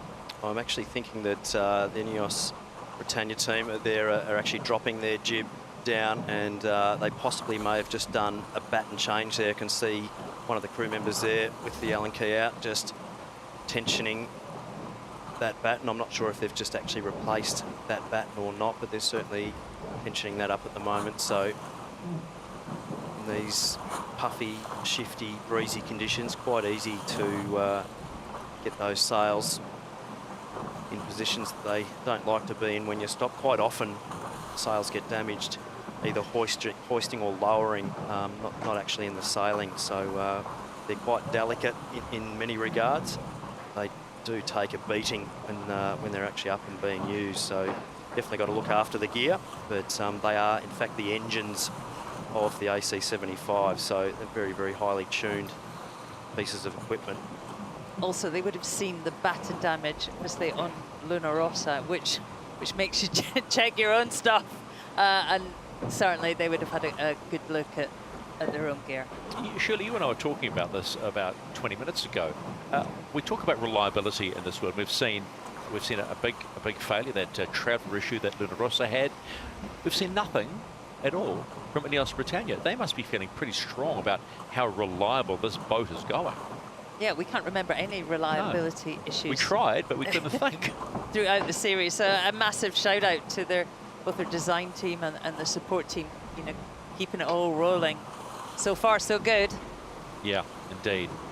It's a big wheel to keep rolling, and these little J5 jibs that we're looking at there on the front of the boats, they basically have the sort of the same weight limit, if you like, as the bigger jibs. So they're very, very bulletproof, if you like, as far as structure goes. So the big J1 jibs, or the biggest jibs, which we saw yesterday in that race that timed out, structurally they are much more on edge than what these smaller sails are that are actually able to have a lot of structure put in them. So those big J1 jibs, the structural loads coming out of the top of those, absolutely on the limit, and that's where all the sail designers. This is the race committee. We have failed the wind test. Start time is now 15:49. They've certainly got some bat intention now. They certainly do. Hopefully they haven't overcooked it. But the sail designers really, a lot more worried about those bigger light air sails really getting pushed up range than what they would be worried about the structure of these J5 jibs. You could sail around the world with one of those J5 jibs and it still probably look good when you got home. All the sails in this cup have been made by North Sails in the same factory in Nevada. But each team have had their own design team involved in that process, so all very different. Everybody thinks they'd be sharing information and sitting around having cups of teas together, but they definitely don't in the America's Cup world. All the designers and all the teams very secretive about what they do, and that's a really fantastic part of this, great sails, but everyone on their own. Yeah, and waiting for racing. At the age of 30, Jimmy Spittle made history by becoming the youngest skipper to win the America's Cup. The Luna Rossa Prada Pirelli helmsman grew up in a small town north of Sydney, in North City, Australia. Surrounded by water, no road to his house. Sailing was the only way to get to and from home. A perfect upbringing for a kid who dreamed of one day holding the old mug aloft.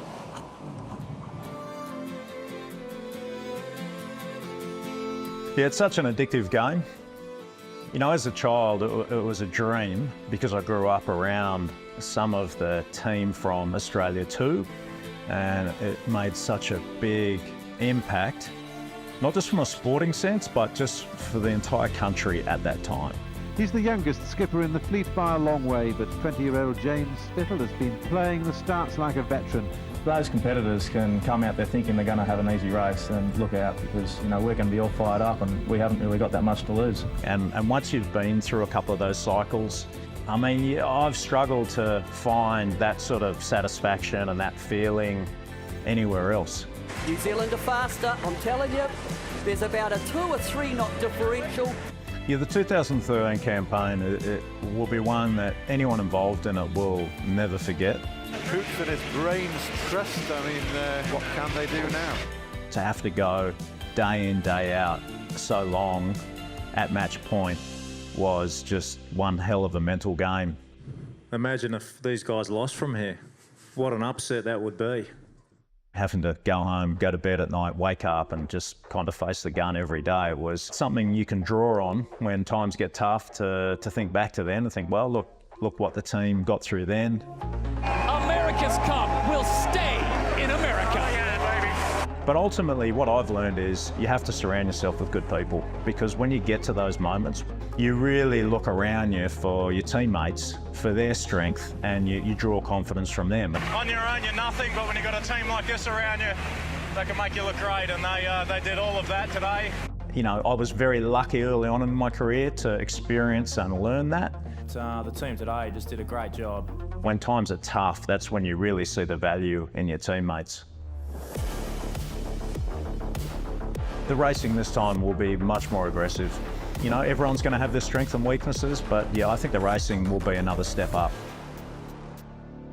This next generation of athletes we're seeing come through are so far advanced than my generation, because we didn't have, let's say, the online ability to go and study other teams racing old races. We didn't have simulators. You had to literally get out there on the water and learn that way. They have done it again and crossed the finish line here. Luna Rossa Prada Pirelli. I'm definitely getting to the end of this game here.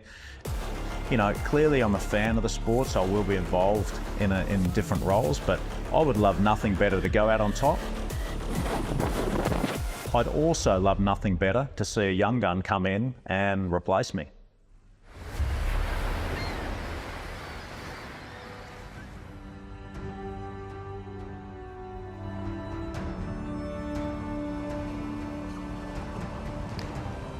Luna Rossa Prada Pirelli waiting anxiously for a start in race 4 of the Louis Vuitton Cup Finals. If you join us, we've just had a wonderful story about one of the Helmsmen, Jimmy Spittle, who is, quote, nearing the end of the game and would love nothing more than a young gun to come and step up to the plate. Well, there's a couple of young guns in that Luna Rossa team, Shirley, that I'm sure will slip in quite comfortably, huh? I think that's the plan. You know, if you're in a team like Luna Rossa, you have to think about legacy. But I mean, how wonderful to have a look at Jimmy Spittle's career. This is his 8th America's Cup. He was a kid when he first started, and has really, you know, he really is a legend within the America's Cup world. That quote still sticks in my mind. Imagine if they lost from here. Oh, sorry, Glenn. Yeah, I was sitting right next to Jimmy when he said that, and I was like, "Whoa, that's a big call." But what did you think apart from that? No, look, I thought, wow, that's a big call. But we knew that those guys were coming, and they were coming fast, and we basically knew that they were, you know, a quick boat, and they were actually quicker than we were, and they weren't really sailing their boat that well at the start of that series, and that allowed us to, you know, get out to, you know, the match point position. And we knew that they were coming, and when we failed that win limit on that fateful day and missed getting across the finish line before the race timed out, like what happened to Ineos Britannia yesterday, myself and a few of our colleagues at the time thought, wow, they're coming. This could be it for us. We need to dig deep, and they just kept coming, and they got faster and faster, and eventually won the America's Cup. How much of I'm dragging it out here a little bit, but how much of a hard feeling was that to see them run you down? Oh, it still hurts very much to this day, and I think for all those that were involved in that campaign, as Jimmy said, you know, anyone who was involved in that campaign will never forget it, whether you won or lost. It was an incredible event, and it's really shaped the pathway for the modern America's Cup, which we're seeing now. Well, they're quite happy out there at the moment, these little boats, and boy, that's what he was, these lasers. I mean, that's what Jimmy was saying about, you know, didn't have technology when they were out, saying just had to learn the standard way. Well, Shirley, this has been both your and my upbringing, sailing around on dinghies, and whether you grow up on a local lake or your local club, you know, whether it be inland or offshore, this is where you learn the skills to transfer going forwards with all types of sailing going forwards. Yeah, I mean, even although this design has been around since the 1970s, it's still in the Olympics. It is the men and women's single-handed class at the Ilka 6 and 7. Good jibe, nice work. Didn't get the main sheet hooked on the back. That's always a good start. But no, look, the America's Cup is an interesting game, and the 72-foot catamarans, the big windsail catamarans that we sailed in San Francisco, were at the time absolutely cutting-edge technology, and that now is, you know, 11 years ago, and here we are now looking at these, you know, 75-foot foiling boats. All sorts of foiling craft have been derived from, you know, that foiling experience and those lessons learned. This over the is last the race 15 committee. years. We have failed the wind limit. Start time is now 15:58. It's not what we want to hear, but these guys on the wing foil boards having a lovely day. But the technology as we go forwards, who knows what we will see over the next 10 years from what we've seen in the last 10. You know, just quickly, when you were talking about sailing the boat better, we've already been talking about Ineos Britannia sailing the boat better, and we're seeing the results. So I wonder if there's a bit of an omen there for Luna Rossa with the way Ineos are sailing their boat now. Well, the biggest gains ultimately you can make, you know, as a team, as an America's Cup team, is actually in the final stages of these campaigns, is actually sailing the boat better as a sailing team, because you get to the final point where you have the equipment, it is what it is, and then you just have to learn to get the absolute best out of that equipment right through the range of conditions. And as a sailing team, that's where you really, really work hard in these final months, just getting the absolute best out of the equipment, talking to the designers, the engineers, learning as much as you can, looking outside the square a little bit for any gains, and then really executing your job well to make sure you get the best out of the boat. 8 minutes and 40 seconds and counting to a start. That we believe is the boss's boat, Jim Ratcliffe's chase boat. It's following proceedings today. There haven't been too many proceedings, but we are confident of getting racing in race number 4 of this Louis Vuitton Cup. First to 7, it's 2-1 Ineos Britannia. And that's just some of the talk about technology taking the cup forward. Those marks that actually you can put into place, and then they just sit there stabilized through GPS. It's fascinating. I love toys like that. It makes it a lot easier than putting the anchor up and down, that's for sure. When you want to do a mark shift, Ian Murray, Mel Roberts, they just plug in the coordinates of what they want to do. This is the race committee. We have failed the wind limit. Start time is now 1600. Speak of the devil, she's come on there and told us we have a bit more to wait, but while those little marks are cruising around, and the Imagine there, owned by Emirates Team New Zealand team principal and good mate Matteo Denora. It's a beautiful boat, about 200 odd tons worth of super yacht there, and as we see the American Magic, we've sort of got some new technology and old technology of foiling hydrogen boats as part of this America's Cup series, as part of the protocol, each team having to design and launch a sustainable green energy hydrogen foiling vessel to sort of help showcase what the marine industry and the America's Cup can do going forward. So Grant Dalton, a bit advocate for foiling boats, as am I, and a lot of people around the world. And I think over the next few years we will see some fantastic gains in foiling performance in powerboating, just like we've seen in sailing. And I think powerboating, as we go forward, whether it be for commercial purposes or for leisure purposes, we're going to see some great gains. And certainly the ride on a foiling boat when it's bumpy conditions is really smooth up to a certain point. And as the boats get bigger and they keep foiling, we're going to see some fantastic performance in the future. Yeah, and when we speak about American Magic with that E-Series win last night, the top 2 E-Series competitors at the end of it will get a chance to go on an AC40 simulator and then go onto an AC40 boat and race American Magic. So it's an exciting time as we move forward in the world of the America's Cup, and wait for race number 4 in the Louis Vuitton Cup final series.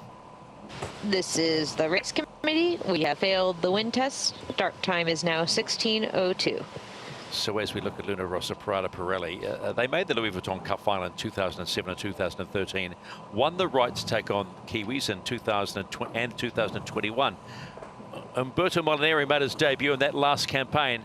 There he is there, and he's determined to make this one an Italian success story.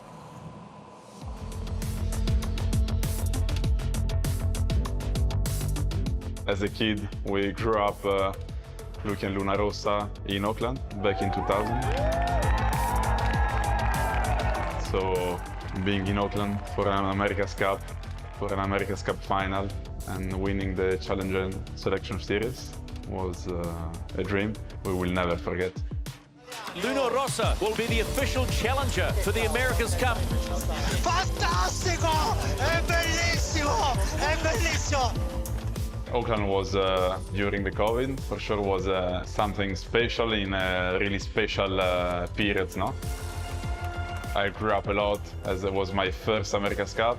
Personally and from a professional point of view, I've learned so much, and I think it's a life experience now, and I will bring this in all my life and in my future experience.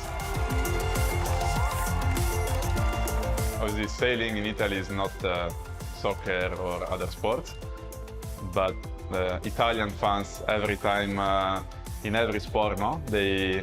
We like to say that everyone, like in America's Cup, everyone in the bar or everyone were sailors, no? And back in Auckland, the support from Italy and Italian and Luna Rossa supporter was impressive, and that's something we will remember. It has been a mighty challenge from Luna Rossa Prada Pirelli. They have put up a fight. We lost the final, so as a sportsman, we don't like to lose competition. We were not strong enough to beat the Kiwis. That's fine, no? And we just need to work harder and try to beat them in the future. Jimmy and Keiko are two legends of our sport. They are very different, but I think they paired up together very well. And for us, yes, I think it's a privilege to sail with them.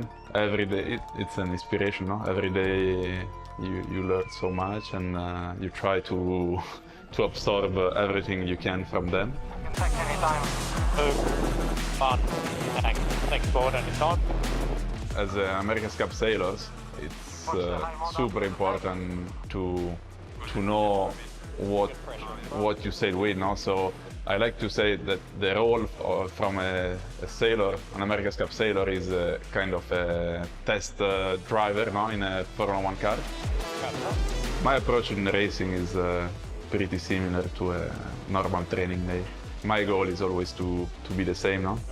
The stress goes up, and you know you are racing an America's Cup final. It's the end of 3-4 years of hard work. You have a lot of responsibility, but if you work hard, if you train hard, and if you work every day, at the end it's easy to approach the real racing day in the same way, you know, and nothing special.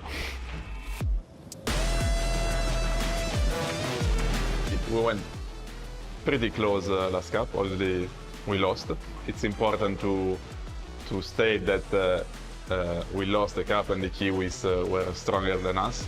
Emirates Team New Zealand do it again in a new class of boat, sailing's most treasured prize. The America's Cup stays in New Zealand. We had a little taste of winning an America's Cup. This little taste is the reason why the day after the last race in Auckland, I was maybe ready to fight again, to work again, and that's the reason why we work hard. We came here every day, and we try to do our best to win an America's Cup. We try and hold our line. You guys chip in a bit.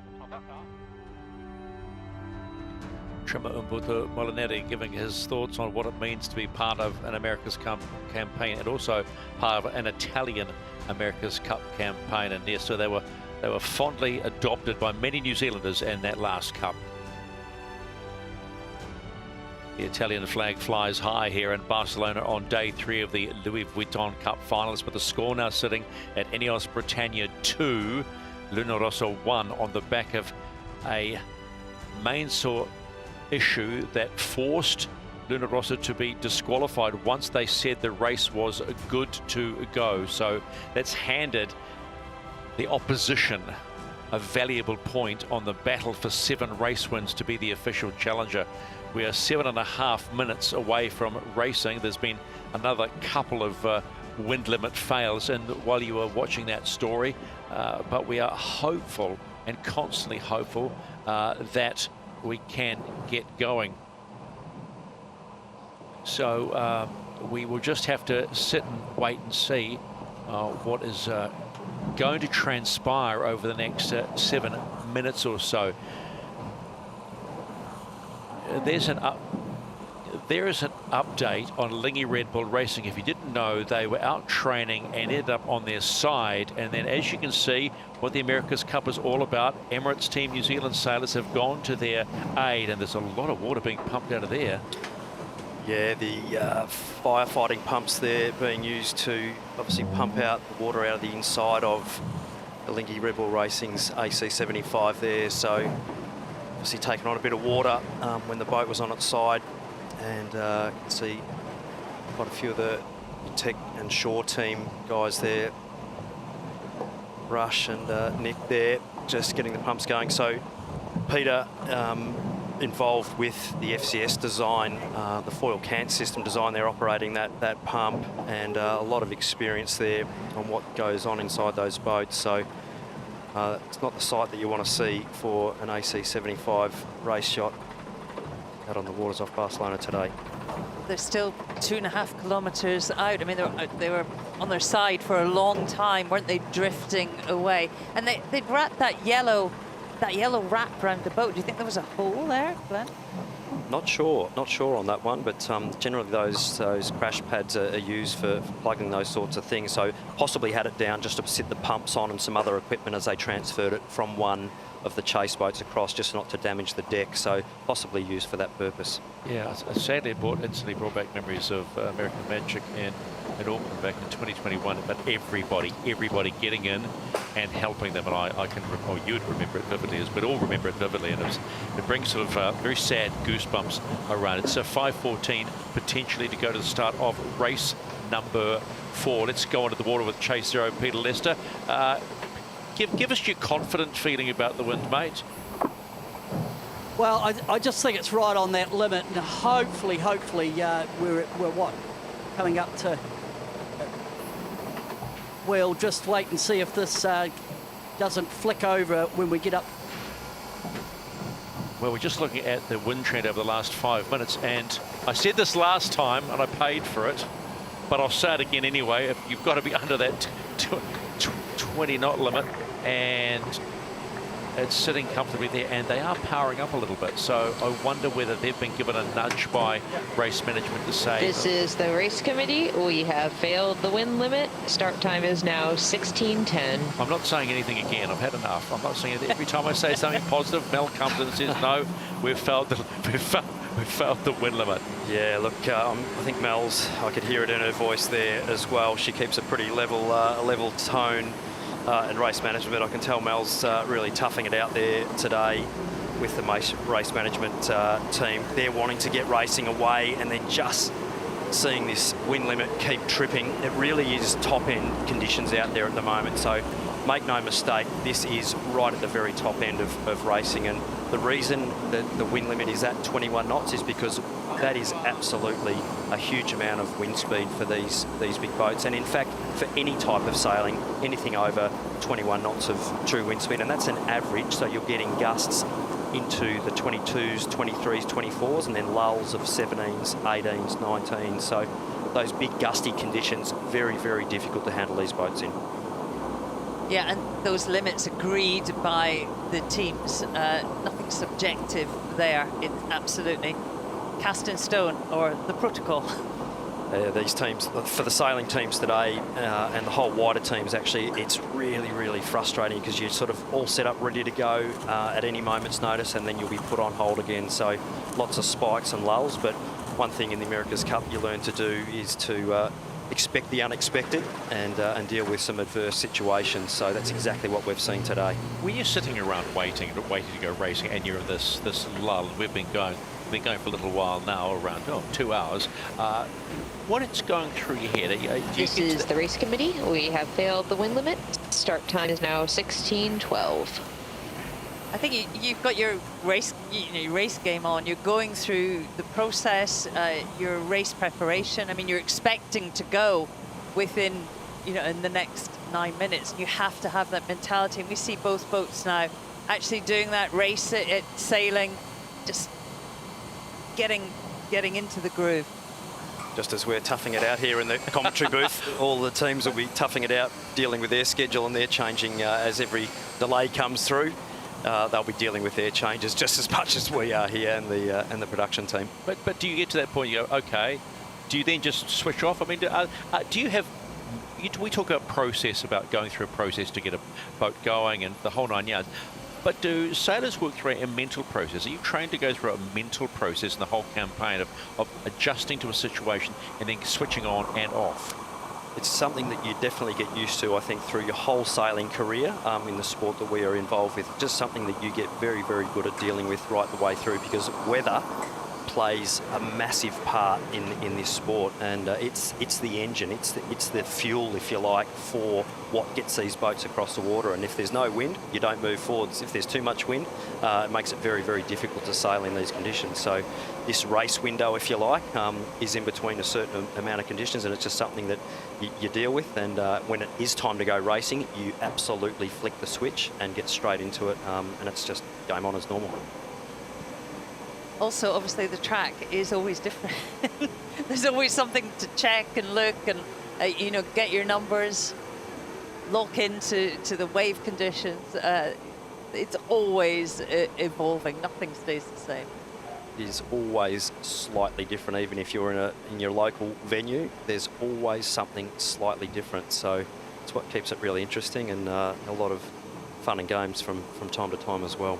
The one thing that's impressed me most about these AC75 is actually seeing acceleration. It was yesterday, and it was on a downward leg, and seeing Ineos Britannia catch a puff, and literally it was like watching a race car go past another race car on a track, and I went, oh my goodness, that is something special. Yeah, the power to weight ratios of these boats is absolutely phenomenal, and as it is, you know, in Formula One and MotoGP, if you like, you know, hugely highly powerful vehicles with really, really high-powered engines to get up to speed quickly. But it's the power to weight that actually gets you accelerating fast, and that's why sort of light, high-powered things accelerate quickly, and that's exactly what these AC75s are. They're very, very light for their size, and can use that force, if you like, of the wind to accelerate the boat extremely quickly. So right now, Ineos and Luna Rossa just trundling around and getting ready for race number 4 in this Louis Vuitton Cup in Barcelona. A reminder of the score, because this is what matters. You got to win. It's 2-1 Ineos Britannia heading into race 4. Cyclors doing their job. Helmsman making sure that their beautiful 75s are in the right state of mind to get going. Boy, they are just glorious to watch. And this is the race committee. We have failed the wind limit. Start time is now 16:15. Don't think we need to respond to that one. Won't let that one slip through to the keeper, shall we? Got him. Nothing to see here. So Ineos Britannia there just coasting into the pits, and they'll be probably hooking up with their chase boat fairly shortly. Once you get down to about that 6-minute mark, that's when you really need to be starting to accelerate. So I'll be hooking up and getting the cup of tea ready. So 8 minutes and 12 seconds and counting to the start of race number 4 in the Louis Vuitton Cup. It's the 1st to 7. The crowds are still out. How good is that? They are being patient, as are we, as are the sailors. The wonderful thing about the America's Cup, it's always been about design and engineering and innovation contest. Look at these boats. For 5 decades, these boats, the 12 meters, reigned supreme. They left an enduring legacy on the America's Cup. Now the war horses of the past have reunited off the coast of Barcelona.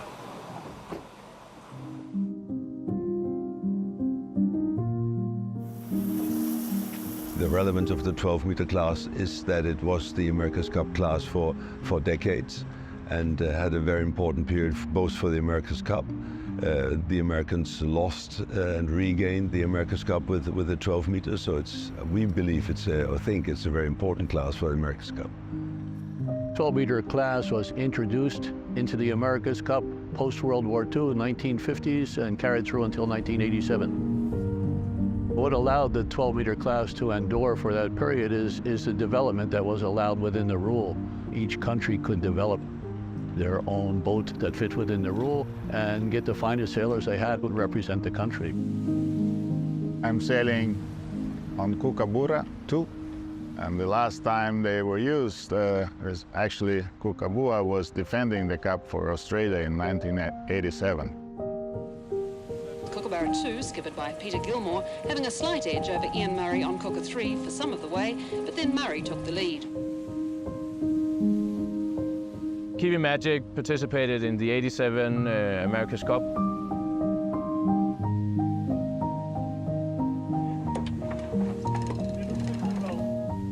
No matter where we are in the world, if there's a New Zealand coming by, you can really feel like everybody knows what the boat is and what the history is about it. You can feel the New Zealanders, they're hot and running hard, and they're really after Mark Peugeot and friends. Can they do it in this big match of the day? And if you ask any New Zealander who watched the Cup back then, they were definitely convinced that they had the challenger. And now the crew are clapping the New Zealanders. The crew are actually saluting the support they've been given. And I think that's the foundation for why they're doing such a good job now in the America's Cup, trying to win their 3rd America's Cup in a row. Well, being out with these 13 boats on the water here is obviously a fantastic experience. We think that obviously they are historic boats, but they are really race boats and they're real fun to sail. A beautiful thing of the 12s is very close racing, which is very fun. A lot of teamwork, crew work. I think they're very beautiful boats to look at. If you look at the lines, they're fantastic boats to sail because they require you to do things right. With 16 people, everybody has eventually to do the things they have to do at the right time. The boats are very strongly built, so they will last more than us, I think.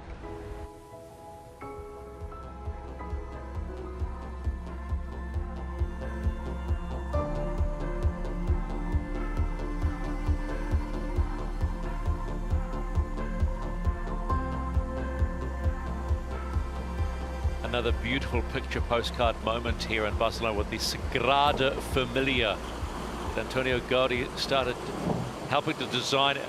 Gosh, what is it? It's 400 years ago, and they just say maybe the Familia will open in 2026. It's the first time I think in a long, long time they've actually got a finish date for it. It is packed every day, and even just to stand outside and look at it, you wonder at the craftsmanship of it. It is a beautiful piece of architecture. We are 3:55 and counting towards the start of race 4.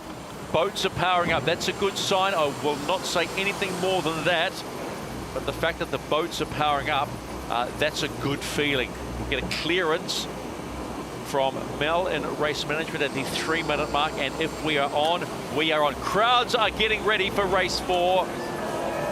Cannot wait for it. Let's go. Why don't we go racing? Italy, Great Britain.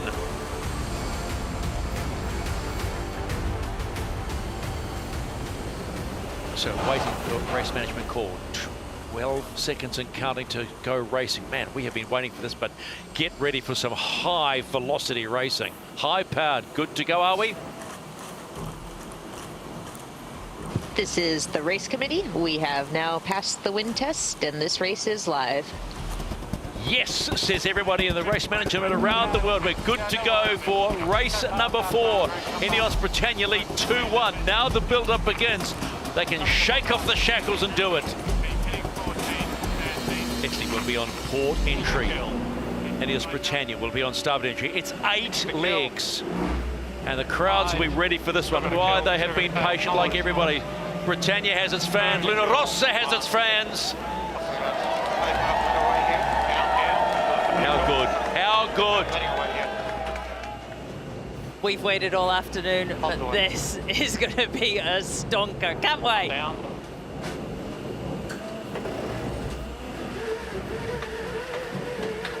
So Italy a little late into it. Coming up a bit. They're very slow here, the Italians, so potential pace by the British here. The Italians, the give way boat. And they will have to keep clear of Ineos Britannia. Okay, stand by.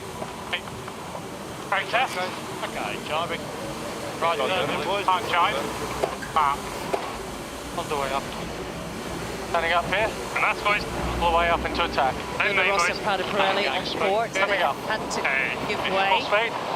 Happy for a board down. Red rag to a ball here for Ben Ainsley and Ineos Britannia. They tap. And turning. Very well. That's yours. Push, keep pushing here. Push down.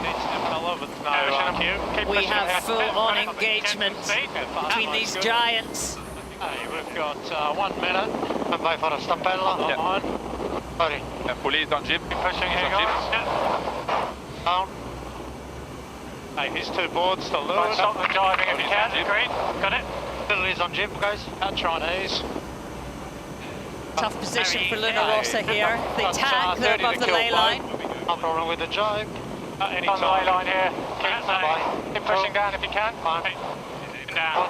Ineos Britannia stopping Luna Rossa jibing. Flag that, flag that, flag that. Brake test. John Bale, all the way up. Turning right. Jesus Christ. Almost racing here. 7-6 for me. All smooth. No penalty from the umpire. It's greened. Quite slow here. They are quite strong with that. They're still strong. It then starts to go. Racing. We are good. Killing a couple here. And racing on the clock. You're racing hard. Accumulator, guys. Hey, push. Go. Go hard. Go hard. Let's go. We are racing. Race 4 on the Louis Vuitton Cup. Too high. He's going to go away. Down. Pressing a little. I think we go short when he goes. Okay, he's gone. Very even on that start. They were 15 metres back. Nothing in it. Hey, stand by, guys. 3, 2, 1.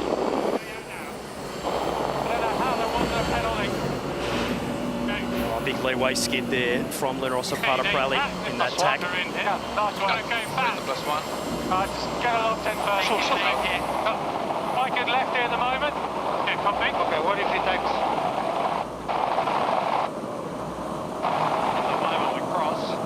Good left in, keep going here. Lock it in, heel hit. Nice and smooth. Yep, everyone just quiet down. Give me a minute. So having a look at this pre-start incident here. So and like that. Protest. John Bale all the way up. Turning right. Jesus. by Richard Slater and his team saying no foul there on the Italian team. Like that. Very, very interesting, but we'll get back into racing. And this next intersection coming up in the next 15 seconds. Linarossa will be the giveaway boat, so the Italian team should be able to cross or attack in front of the British team. Going fast to leeward. You stay on it fast here. Go for the hook here. Work it up. Work it up. Then Ainsley pushing high. Like that. Protest. Looking down. If there's an overlap, Linarossa Prada Pirelli have to keep clear. Hey, my trap. No penalty. Okay, stand by. It's a lot more excited than we're normally hearing on Ineos Britannia, right from the get-go. You ask for an aggressive start to a race, you've got an aggressive start. You'll expect to see the Italian team. The gloves are fully off on Ineos Britannia. Let's go on to chase zero, Peter Lester. Well, the wind's up, but so is the intensity, and what I'm seeing is it's a battle for the small yards. Although they're ripping along at close to 40 knots, it's whoever can just make a 10-metre advantage, boat on boat, that will be so crucial in the top half of the course. Brilliant match racing and a bit of aggro out on the course. So the Italians just deciding to carry on, and keep trying this mode. They'll be trying to sail a high mode to get to take that right turn, but nothing in this race.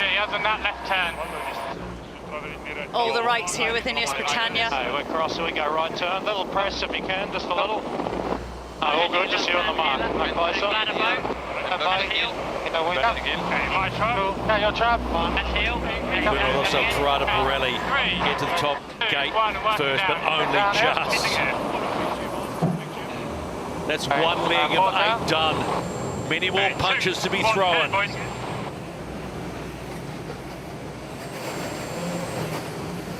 2, 1, peeling. Was quite the bear away on Linarossa Prada Pirelli, 55 knots. Oh, the British team, big touchdowns there, so a much better mark rounding and exit from Linarossa. Board down here, board down and turning. 2, 1, made. Nice slow turn here. Nice and slow. Okay, good on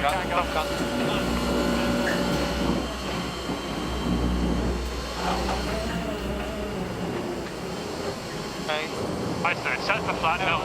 Taking main. Tailgate to us. punching 50 knots at boat speed down Talk to there. me about them. The British in a really strong puff of breeze. He's not far though.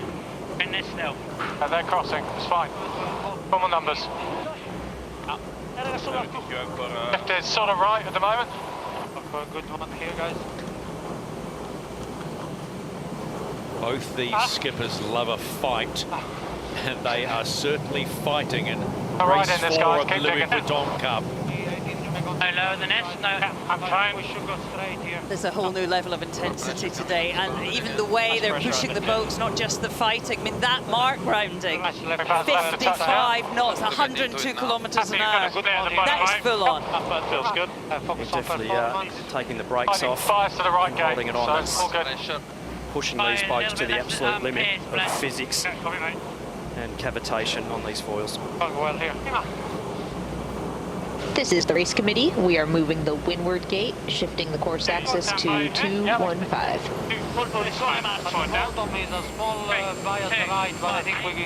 That's getting a little lift too, so keep it simple.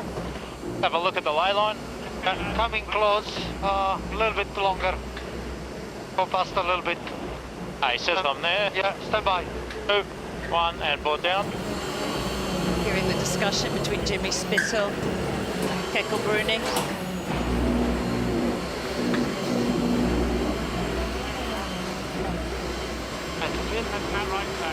Little lefty.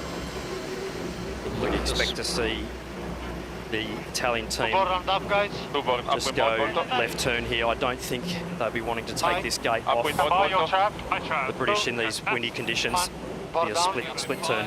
The speeds that they're coming in, I don't think we've seen in this regatta so far. 47, 48 coming into the mark. So it's Luna Rossa, Prada, Pirelli opposite.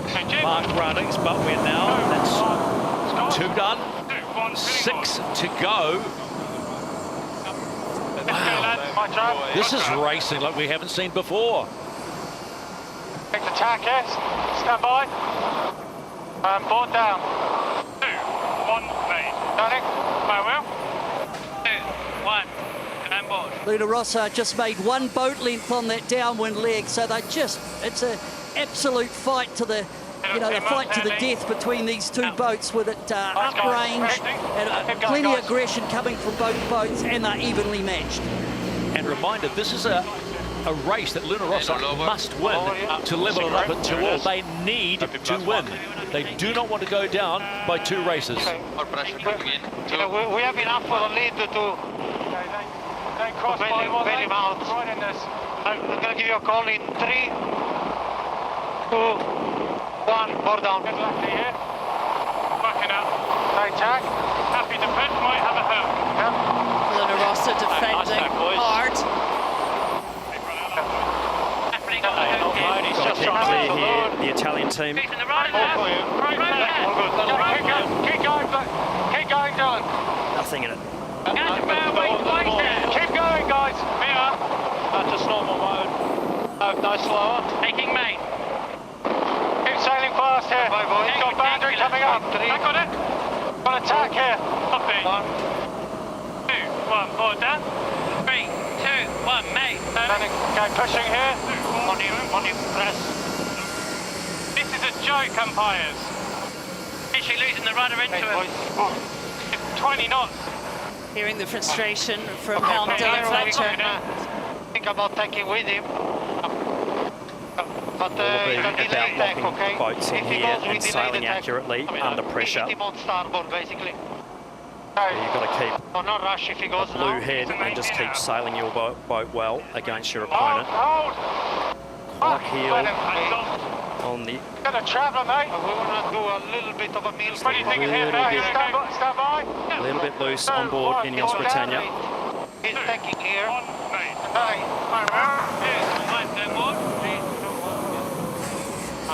Perfect.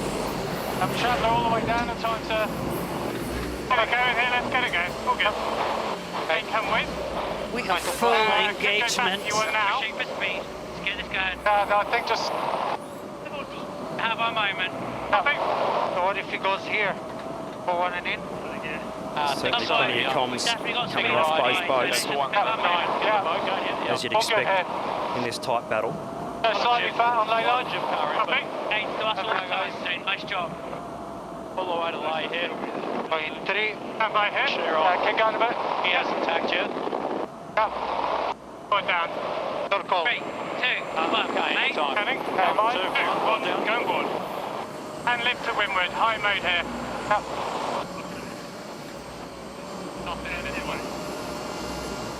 And coming high as well. Still think we follow them down to the top. Copy. Good angle here. So probably both boats will take left turn at the top. Big pressure manoeuvres, these bearaways at the top mark in these conditions. So whichever team does the better job will take the gain in the next 10 or 15 seconds. Luna Rossa, Prada Pirelli, screaming into that top gate. And right in their tracks is Ineos Britannia. You can hear the pressure on these crews. I think Ineos Britannia are confident in their pace. So just using that windward board as a damper for roll, and then actually deciding to roll into an early jibe. So nice practice manoeuvre there, just trying to get the split. The Italian team doing a beautiful rounding and exit there, taking quite a gain, getting a good slingshot. Very eased jib on the British team. A little bit too eased potentially, and just taking the foot off the gas, just not using all the power available to them to get that slingshot in. Focus on performance. Ready, solid, -1. A nice mode here, guys. Yeah, that was decision time there for Luna Rossa when Ineos went into that jibe. Yesterday, actually, in the light conditions, we saw Luna Rossa do a they jibed at the same time. That time they gave them some the gauge between the two boats, and Luna Rossa Prada Pirelli did a beautiful jibe, and they've jumped out to a little bit of a comfortable lead now. We have to start thinking about the bottom. Righty at the moment. The gate's very square, so. Luna Rossa Prada Pirelli pulled a few meters on this leg. Just sailing cleanly, out of the drama. Nice there. Both teams sailing really deep angles, sort of be probably over 150, somewhere between 150 and 158 would be my guess in these conditions. So left turn, eh? see the VMGs what happens.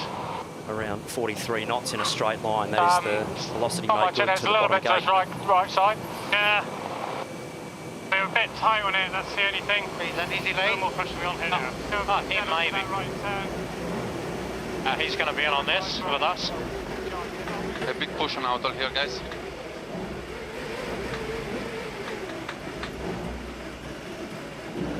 So the Italian team here well and truly tapping out on their cavitation of their foils. So the faster mode heating up just doesn't pay in these windier conditions. So the British should lay in to get the right turn as well, potentially, but may choose to split just for tactical purposes.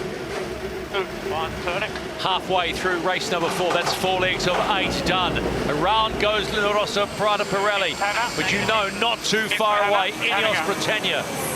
Can they run them down in these conditions? Really wide turn around the mark for Ineos Britannia, so giving away valuable metres. Come on, lad, get game on. 100 metre loss there potentially from that wide turn, so that 100 metre deficit's now turned into 200 metres from that wide turn. Let's go on board the chase boat for Luna Rossa Prada Pirelli. Well, I think the word aggressive comes to mind about the start of this race, Philippe. A little bit lower in boat speed. Yeah, the boy did a very good job, just tight turns and very aggressive moves.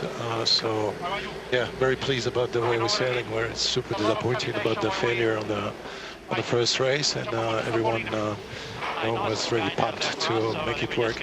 Must be tense in the coach boat. This is a must-win race, Philippe.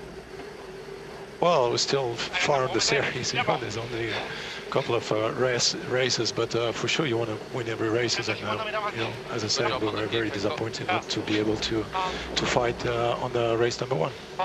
All right, thanks for your time. A little bit of a meal before the tech. Yeah, I agree. Little the investment. Yeah, a little bit investment. Good mode, guys. Boat is feeling good. Italians really, really locking Silver Beast in. What do you think, Jimmy, all the Absolutely way? hauling up wind well I think so. It's a inside. pretty nice number. 40 degrees true wind angle there, so Wind is back to 110 to 112. sailing them in phase. A lot calmer on board now, Luna Rossa. They just eked themselves out now to a comfortable lead, so it was very, very tight down the bottom there, but the British just a wide turn, taking left turn, possibly getting out of phase as well. So the Italians now take a couple of breaths, but this race is far from over. Now we're getting later in the afternoon. We are seeing this pattern that we've seen right through the regatta here, where the right-hand side of the track starts to pay later in the day. So what happened? The wind is rotating to the right, and it's a little bit more pressure along that shoreline. And that was the weather intel that Luna Rossa had pre the start, and they've worked it beautifully on this upwind lead. I agree with Pete there, and we've seen this in this direction before. Non mi senti? 41. Senti ora? Now. Recupera. Oh, ti sta andando tutta. Ah, slide, normal destra, che era normal. Vai giù.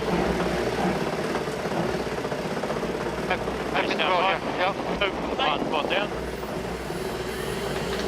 This will be the final tack on this beat for Luna Rossa, Prada Pirelli, and a beautiful tack it is as well. Taking a commanding lead now, sailing that beat upwind absolutely perfectly. Luna Rossa, Prada Pirelli, they will complete leg number 5. After all the fireworks of probably the first 3 legs, it's now in calm, collected, and doing the job, and their race fans will be happy about that.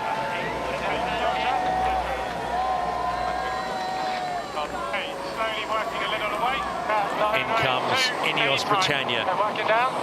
They've now completed 5 legs, 3 to go, and glamour conditions on the Mediterranean. Hey, hit it, boys. Yeah, huge big ease on that front sail on board Ineos Britannia. I'm not sure that that's the fastest way to get around the mark, but they'll be doing it for a reason, but I'm struggling to find out what that reason would be in my mind. 2, 1, board down. 2, 1, mate. Hey, Charlie. Hi, Will. This is the race committee. We are moving the windward gate, lengthening the course to 1.95 nautical miles and shifting the axis to 213. Yeah, hook up. Here we go. We still have 19, 20 knots of wind. Big push there. Well, the cycles there cruising wattage between 300 and 400 watts, so pulling this off for over 25 minutes is a huge push, averaging there 15 to 1600 watts, right at the limit of where they've got their accumulator set at the moment, so they'll be trying to direct drive as many functions as they can without having to use that accumulator if they don't have to. Bottom gate is pretty square. Copy, they probably just want to left. Copy. 2, 1, pressure on.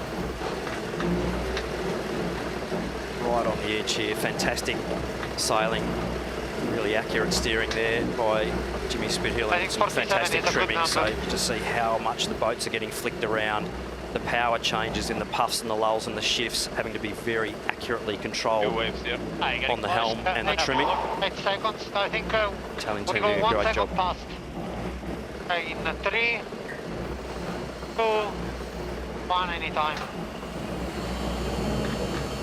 Look is good.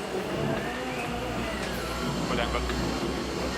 One of the differences I'm seeing is on the mark roundings, and Ineos just look to be a little bit tentative. At the top mark, they're going down with 2 foils down and wanting stability, and we saw that big rotation of turn at the last time at the bottom mark.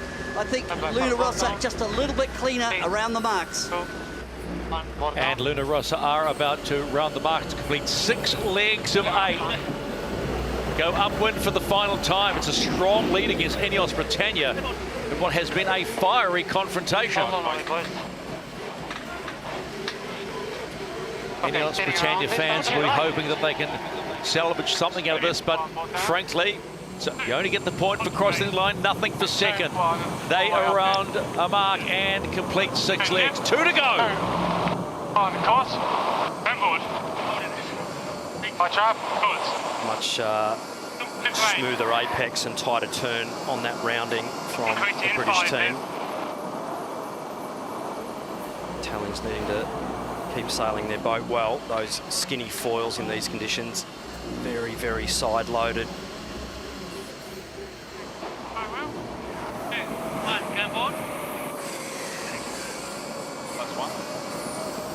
Big pressure, average over 20 knots at the green bits on the wind field.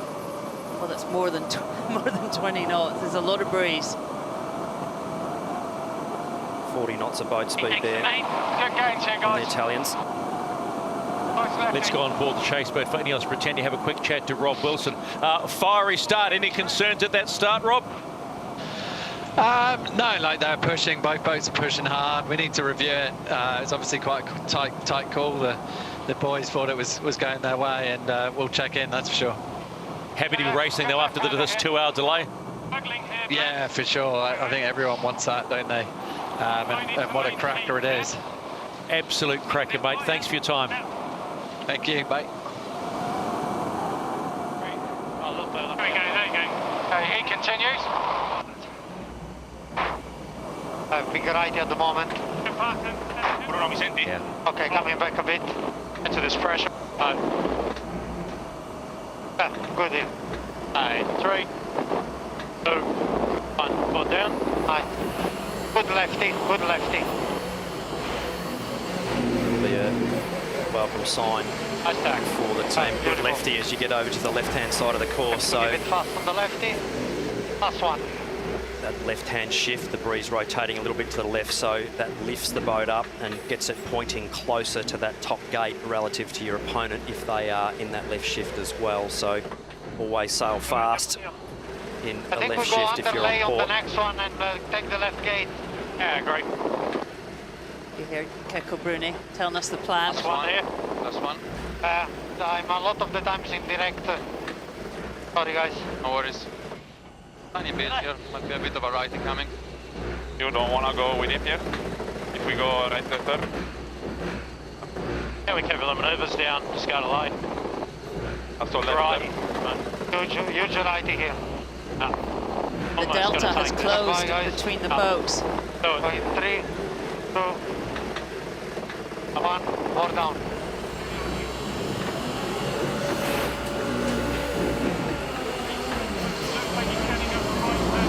We could be like this. Speed here. Yeah, I don't know if we'll get it, but yes. 15 this way. Probably a big push for the Italian team to lay that left turn at the top, so potentially both boats taking right turn if the Italians don't lay, and gains to the British team of Ineos Britannia. The call here, Jimmy. No, don't worry, 2, 1 and in right, that's fine. The speed is good here for the attack. Hey, stand by. 1, board down. It has been a strong upward leg from Ineos Britannia. We are not done yet. One more leg to go downwind. Afterburners on for both boats, one would suggest. We're going to a stunning finish. Hold on. Hit it, lads. Smash it. Good trap. High trap. Smash it, lads. Rail it. Backing down. No faster. Smash it, lads, again. Okay, stand by the jibe here. 2, 1. Forward down. 3, 2, 1, mate. Heading. Hey, mine. Stay them well, lads. Let's go. 1, all the way up. Then board. Let's go. Come on, boys. Tidy jibe there on board the British. Pressure now on the Italians to execute as well. Goes all the way to boundary. Both neck in line with standing up for one. Big push, guys. Let's push. Both boats asking for more oil, more work from the cyclers. Gaining at the moment. We'll brace coming in 5. 45 this way. No trouble, let's go. Maybe slightly faster mode is needed. Copy. I really have it. Copy, yeah, okay, just right. Righty back, maybe. Yeah, keen, let's go. Okay, 2, 1, 4 down. 2, 1, made. Heading, I will. Best race of the series so far, and it's been an absolute beauty. What we saw at the top mark is Luna Rossa again, just extending when Ineos jibed away to just give themselves a bit of lateral leverage. And we see it again on that jibe as they head down towards the finish. Yeah, he got his jibe in real close here, but nothing to do at the moment, just all the numbers. We're also Prada Prali having to dig deep here. Hey, normal mode. There's absolutely nothing in this race, and both boats having to do one more manoeuvre to get to the finish. So middle of the course. Italians having to keep the elbows out hard here, stop the fast charging British team. Maybe start a tight ley line for the pin here. Copy. Nice to the other end, annoyingly. Hang middle. Also, we got 15 this way. We could be witnessing an America's Cup Classic, race 4 of the Louis Vuitton Cup, final series off the coast of Barcelona. Luna Rossa need this win to level the series up at 2-all. We are not done with. Look at the relative speeds. Look at Ineos Britannia. Slightly down. Don't have room on him here, Ben. Why not? What are you thinking?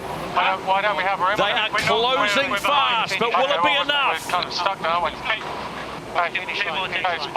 Not this time. Luna Rossa, Prada Pirelli win race 4. We are locked up at 2-all.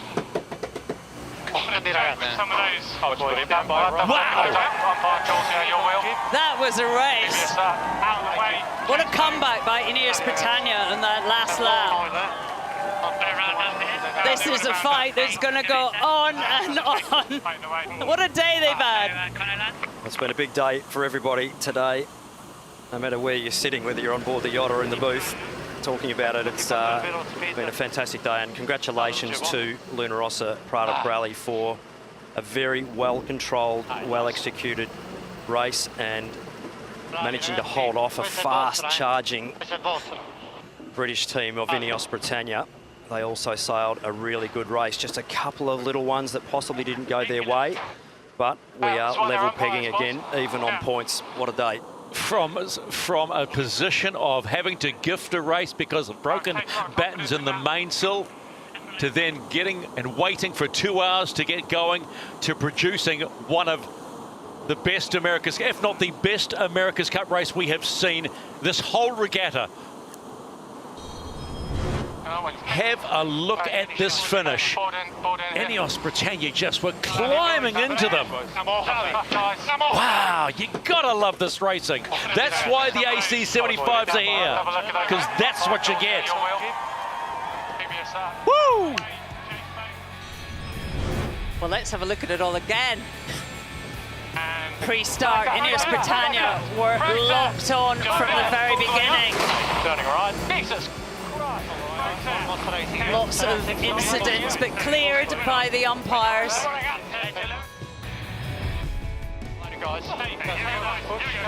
It was a pretty even start. Both boats just a tiny bit back. The race was on.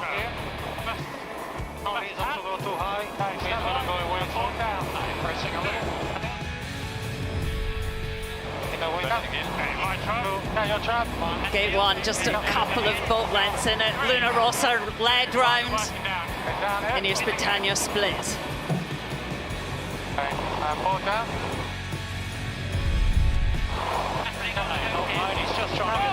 Ineos Britannia trying to push, hoping to have the overlap, pushing hard.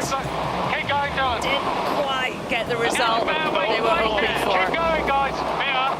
That's just normal. Bit of a sign of things to come, perhaps. Go straight ahead. By gate 7, Ineos Britannia were very much back in the game. Nothing in it.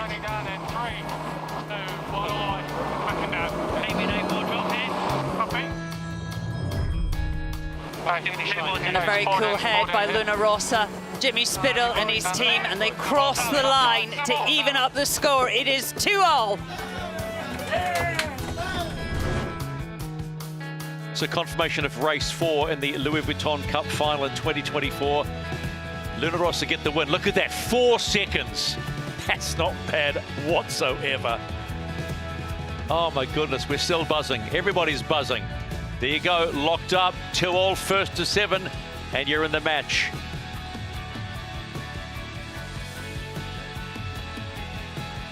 Let's go on board Luna Rossa Prada Pirelli. Jimmy, we'll start with you after what happened and having to sadly gift race 3. Man, that was a classic, pal. Yeah, that was a fun one. And I made just a good head-to-head street brawl, really. So yeah, well done to the boys on the bikes. They not taken the limit. Oh, great race. You had to work for that one, mate. Expecting this much of a fight in the LV final? Yeah, I am. I really am. I mean, this is what we want before we're, you know, either team gets to face the Kiwis. So, yeah, we're seeing 2 evenly matched teams going head-to-head.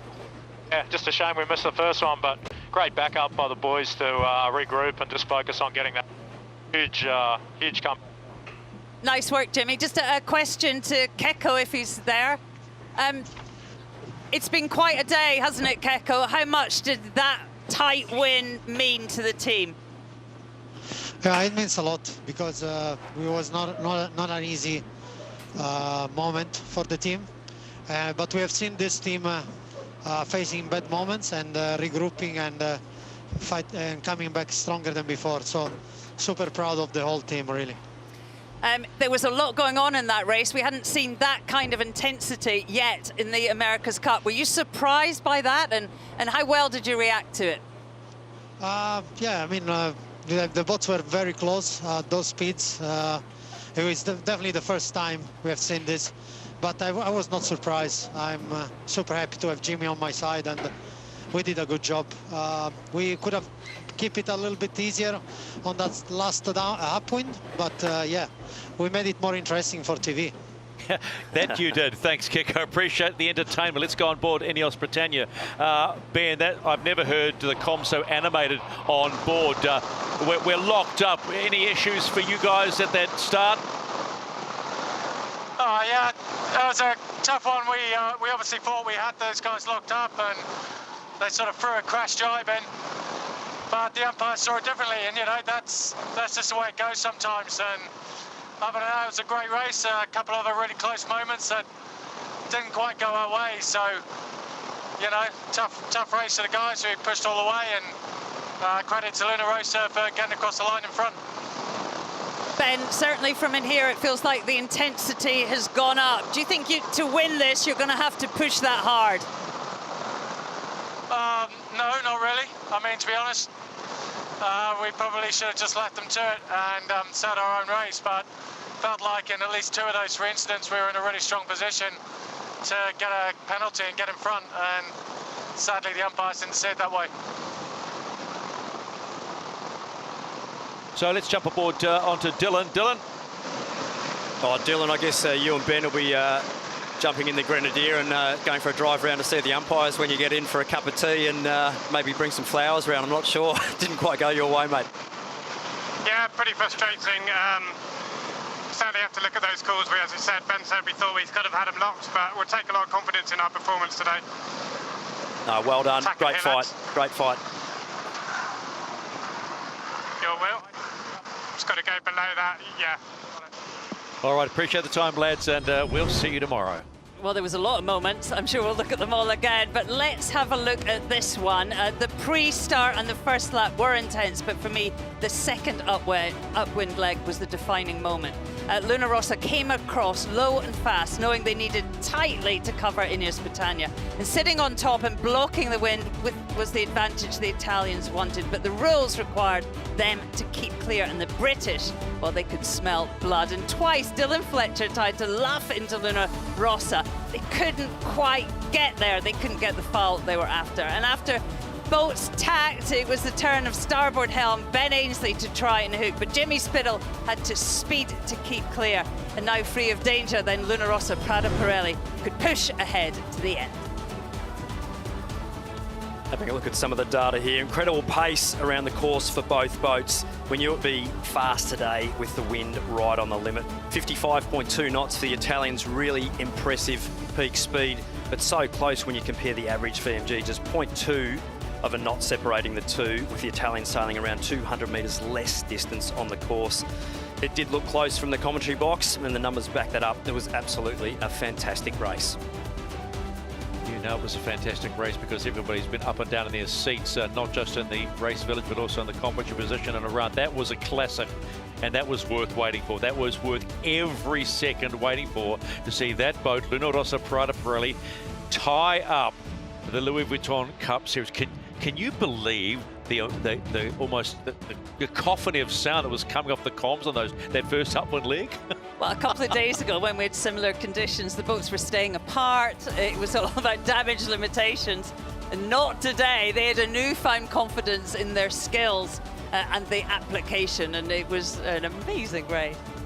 It certainly was. We didn't even have to talk for that first 5 minutes in that race. It was absolutely fantastic. Just such a close battle, and listening to the animation on board, just how high pressure situations and, you know, high performance sailing in these conditions. So absolutely fantastic racing, and right on the edge, just what we want to see. And we were talking about psychological advantage. I say we're back to square one. I mean, they would have felt so bad coming home, or if it had been 3-1 and losing that point, then the way that was, so look at, gee whiz, they're not mucking around getting into the port, are they? And he also, put on the brakes, pal, put on the brakes. I'm not sure that's allowed. Ben's keen to get in. Well, the beauty is they don't make any wake when they come in, so unlike some of the other boats coming in.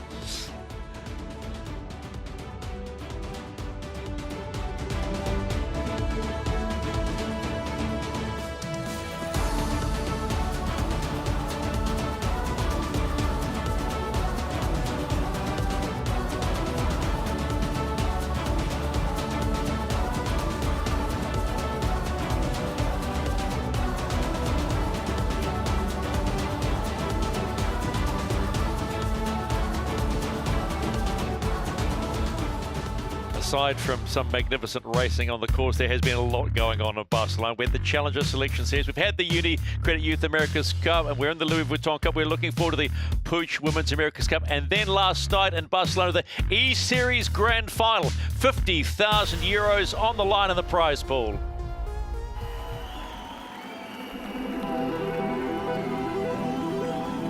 The America's Cup E-Series is a virtual sailing competition. It was born out of the Emirates Team New Zealand simulator, taken to the virtual world, and I guess given to the people, given to the sailing public, which I think is just absolutely epic.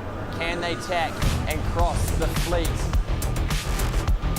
So every week, the top 8 teams would go through to the qualifier. If you won that qualifier, you'd book your spot to come to Barcelona, all expenses paid trip. Let's give it up for Bing Bing France! We put a lot of hours in this game, so it is important for us, yeah. This means a lot to me. I mean, I was doing so many hours in the game, looking forward to this moment right here, and yeah, it's all happening. He's the Swede with the speed! And now it feels like we're getting thrown into the Hunger Games. E-Sailing Central!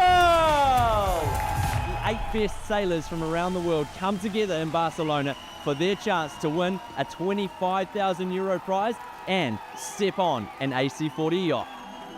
Barcelona, are we ready to see this? Are we ready to go racing? And there's a penalty early on. But leading the way out of New Zealand is Bouchafar. Weish has the right of way, big moment. Oh, penalty, he's Sailing Central winning race 1 of the grand final, Ruiz. It is race number 2, the America's Cup E-Series grand final. He came into this as the wild card with nothing to lose, and he is making the moment count. Who's it going to be, Ruiz or Marameister? It's going to be close. Ruiz takes the win. Race 3 is underway. Rocky BDA leading around the bottom mark. There he goes. Good jibe, cross the line, winning race 3. Rocky BDA. It is race number 4. It's penalty Marameister. This is a great battle between Peterson and E-Sailing Central. Only 4 meters between them right now. Can he nail it? Yes, he can. E-Sailing Central for the win. Okay, let's take a look at the leaderboard. Into the lead is E-Sailing Central. This is the 5th and final race. Everyone is still in with a chance. E-Sailing Central got a penalty on the start, but has clawed his way back up into the top 3. The bottom mark for the first time, Big Big Frog! Oh my God! Buries it! And that will give E-Sailing Central the lead. Barcelona, on your feet for E-Sailing Central! Super proud, super proud. Oh, it feels crazy. It's like a dream come true. I've won 25,000 euros, quite a bit of money that's going to help me for my sailing in the future. The biggest prize of all, the AC40, I've won a chance to prove my worth to teams in the America's Cup with the AC40 seat. And yeah, hoping to, put myself out there for the next America's Cup. Yes, New Zealander E-Sailing Central gets the win, 25,000 euros, and he gets the chance to sail an AC40 with the second place getter. They'll now go to an AC40 simulator and then onto the real boat to sail a team from American Magic. How good! 8 sailors from around the world getting the chance to vie for big cash, but then the chance to turn console into reality. Nothing gets better than that in the world of the America's Cup. So let's just quickly go to the water. Peter Lester, what a day, what a race to witness. Well, that was worth waiting for. After Luna Rossa having the disappointment this morning of mainsail issue, it really was, it gifted that race to Ineos. But Ineos in the second race were looking for the dagger blow, and Luna Rossa, Parada Pirelli were in survival mode in terms of the regatta, and they responded brilliantly to win that race 4. Absolute stormer. It's been a great day here in Barcelona. Yes, we had to wait 2 hours for real racing, but team, it was worth every second. Yeah, it certainly added to the drama. I mean, fantastic comeback by Luna Rossa, Prada Pirelli. It's heartbreaking, isn't it, to have this kind of gear failure and to just give away a win, but boy, did they come back. And then the intensity of the race. I didn't think we would see this until we got to the Cup. No one can argue it is not match racing. Full-on engagement from both boats. Loved it.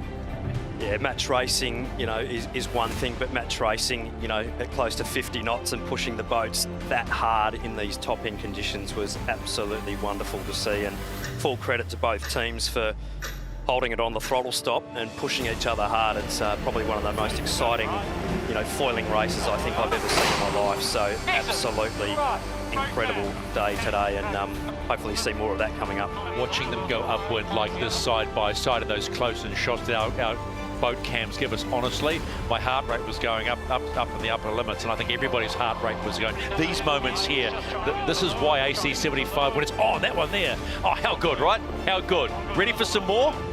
Absolutely, I think we're all ready for some more, and hopefully we see some fantastic sailing over the coming weeks. I need a cup of tea to lie down myself. Shirley's smile is as wide as her commentary position right now. That, for me, says it all.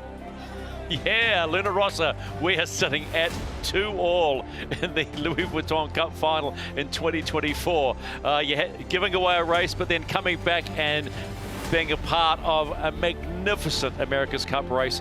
That's why it is 2-all here on the waters of Barcelona. Wow. I think it's about time to start cool down. Everybody just go sit under the shade and have a quiet refreshment. It's been a big old day, and it has been made by one simple race that Luna Rossa needed to win. They did not want to go in to the next day of racing 2 down. We are all locked up in the Louis Vuitton Cup final. How good is that? It's 2-2. So what will both teams think? Will Ineos Britannia, the team, just going to have a quick chat to the umpires about the shenanigans, you might say, in the start box? I'm sure George Russell, the F1 driver, had a great old day enjoying that out on the water.